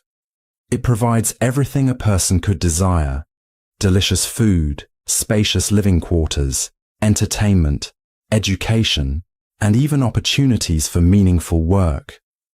There are no physical restraints, no chains, no barred cells. The inhabitants can walk freely within the walls, interact with others, and live a life that seems almost indistinguishable from freedom. At first glance, it doesn't even look like a prison. It could be mistaken for a resort or a peaceful retreat. But there's one crucial catch: no one can leave. No matter how pleasant or fulfilling this place may seem, it remains a prison because it removes the choice to leave. This raises a profound question. Does it matter if someone lacks freedom as long as they are happy and have everything they need? Some might argue that such an environment is an ideal solution for those who have committed crimes. They are no longer a danger to society and get to live in comfort. But others would insist that true freedom isn't about comfort or happiness. It's about the ability to choose, even if that choice leads to struggle or hardship. Consider someone who has been sentenced to this perfect prison. Perhaps they committed a crime years ago, maybe theft or assault, and were placed in this facility. At first, they might resist. They might search for ways to escape. But as time passes, they begin to experience the ease of prison life. The walls that once felt oppressive start to feel like home. There's no hunger, no fear, no struggle. They have security, companionship, and routine. Eventually, they stop thinking about escape altogether. But what happens if one day they suddenly wish to leave? Perhaps they long to see their family again. Perhaps they have an opportunity outside that calls to them. At that moment, the prison's true nature becomes undeniable. No matter how comfortable they are, the walls now feel suffocating. The inability to walk away turns all the comforts into illusions. Their imprisonment is no longer defined by bars or chains. It is defined by the lack of choice. This concept extends beyond physical prisons. It applies to many aspects of life. Think of someone working a stable, well-paying job that doesn't fulfill them. They remain in it for years, telling themselves they are comfortable enough, even as they feel a quiet dissatisfaction. In this case, the job itself becomes a kind of prison. The walls are invisible, but they are just as real. The need for security and familiarity keeps them trapped. Or consider a person in an unfulfilling relationship. They may stay because it feels safer than being alone. Over time, they convince themselves that they are content. But deep down, they know they are no longer truly choosing to stay. Their fear of the unknown is keeping them there. And when a relationship lacks the freedom to leave, it can become its own kind of prison. The idea of a perfect prison also raises deeper ethical questions about power and control. Who gets to decide what is best for someone else? If a prison is designed to be so appealing that people stop wanting to leave, is it ethical? One could argue that the architects of such a system are not just removing physical freedom, they are shaping the very thoughts and desires of the prisoners. The prison doesn't just control their bodies, it controls their minds. Some might see this as a solution rather than a problem. Imagine a world where prisons were no longer places of suffering and punishment, but centers of rehabilitation, where those convicted of crimes live peacefully with all their needs met. On the surface, this sounds like a compassionate alternative. But at what cost? If comfort is offered in exchange for freedom, does that truly serve justice? And who decides the balance between the two? To grasp the ethical dilemmas of the perfect prison, consider a specific case. Imagine a man named Alex, who was sentenced to the perfect prison at a young age. At first, he fights against it, longing for the outside world. But as years pass, he stops thinking about escape. The meals are satisfying, the living quarters are clean, and he even finds solace in the gardens. He makes friends, builds routines, and for a while forgets about the world beyond the walls. Then, one day, Alex receives devastating news. A loved one has passed away. Suddenly, he feels an overwhelming need to leave, to reconnect with his family, to grieve in the way he once would have. But when he asks to go, he is told that leaving is not an option.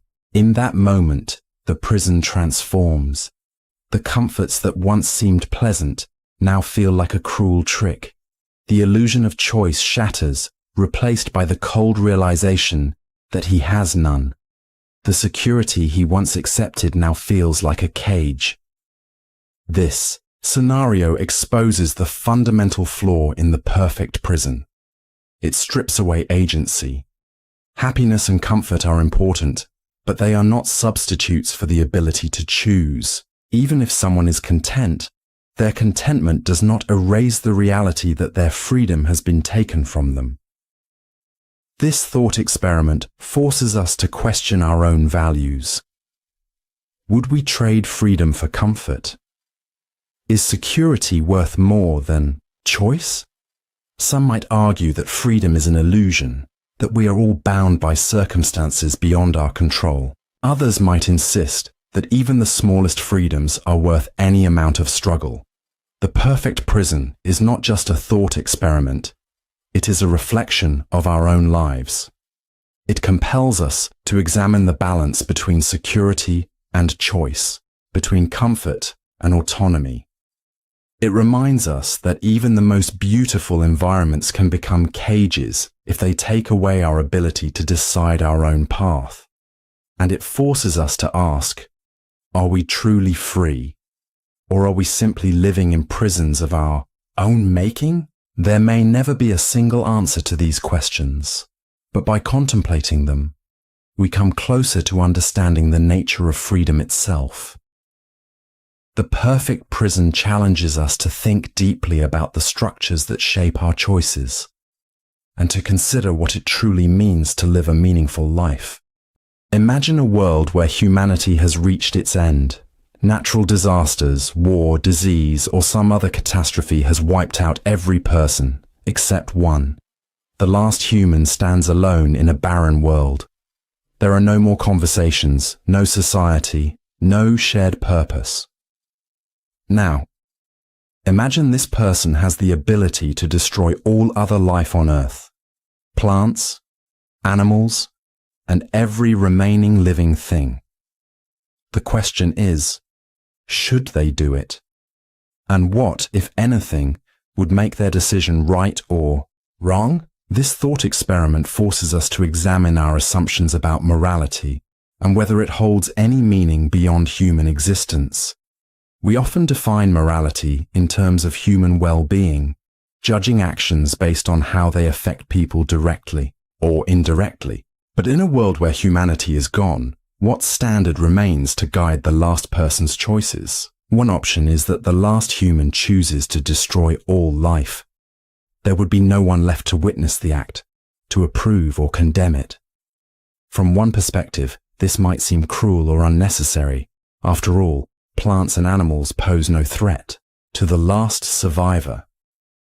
Yet from another perspective, it could be seen as a form of liberation, a final erasure of what once was.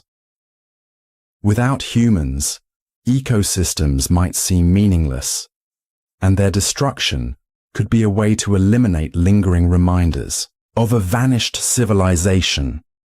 The other option is that the last person allows life to continue. Plants keep growing, animals keep roaming, and nature remains in balance. This choice might seem more ethical, preserving what little remains of Earth's vitality. But why would this matter if humans, the ones who typically define morality, are no longer present? Does life have value simply because it exists, or does it only matter because humans assign meaning to it? If life possesses intrinsic value, then destroying it would be inherently wrong, a violation of something good in itself.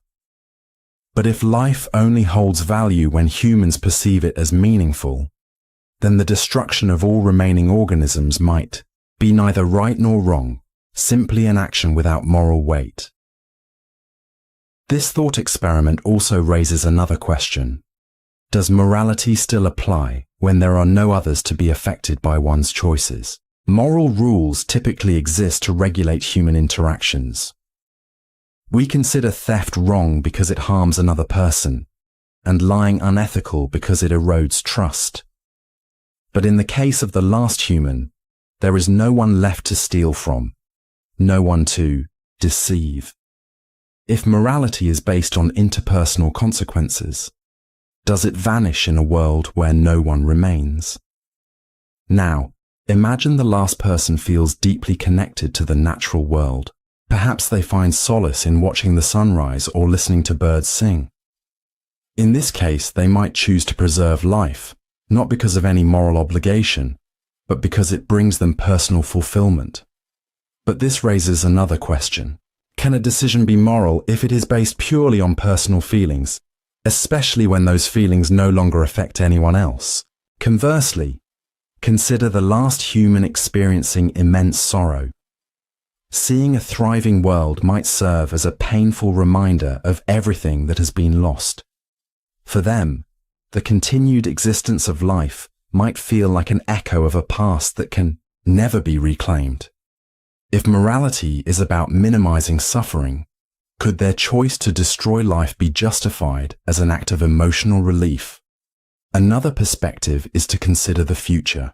Even though humanity is gone, life on Earth could continue evolving for millions of years, giving rise to new species and ecosystems. By preserving life, the last human might be allowing these possibilities to unfold. But does the future matter if no humans will ever be there to witness it? Why should the last person care about a world that will continue long after they are gone? This thought experiment also challenges our ideas about responsibility.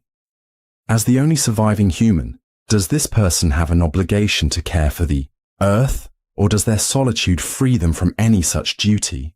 Some might argue that their unique position makes them a steward of the planet, responsible for ensuring life continues. Others might say that since there is no one left to hold them accountable, they are under no obligation to do anything at all.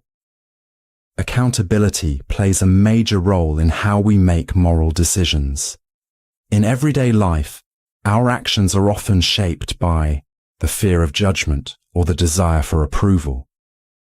But in a world where no one else exists, does morality lose its meaning? If no one will ever know what the last person does it matter what choice they make? Ultimately, this thought experiment forces us to confront the nature of meaning itself. Many people derive meaning from relationships, work, and shared goals.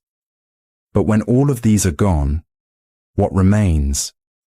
The decision to destroy or preserve life might reflect the last person's understanding of meaning, whether they believe that meaning requires human existence or that it can extend beyond it. There is no definitive answer to this dilemma. The last human's decision, whether to erase or sustain life, depends on how we define morality, responsibility, and purpose. This scenario pushes us to examine our ethical assumptions and consider whether they hold up in extreme circumstances. More than anything, it forces us to confront the fragility of our moral frameworks and ask whether they remain relevant in a world without people.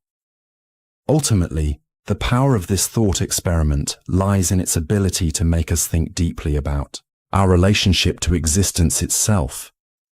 It asks us to imagine a reality where humanity no longer matters and to question what, if anything, still does. In doing so, it challenges us to reflect on the values we hold today and to consider whether they are as universal as we believe.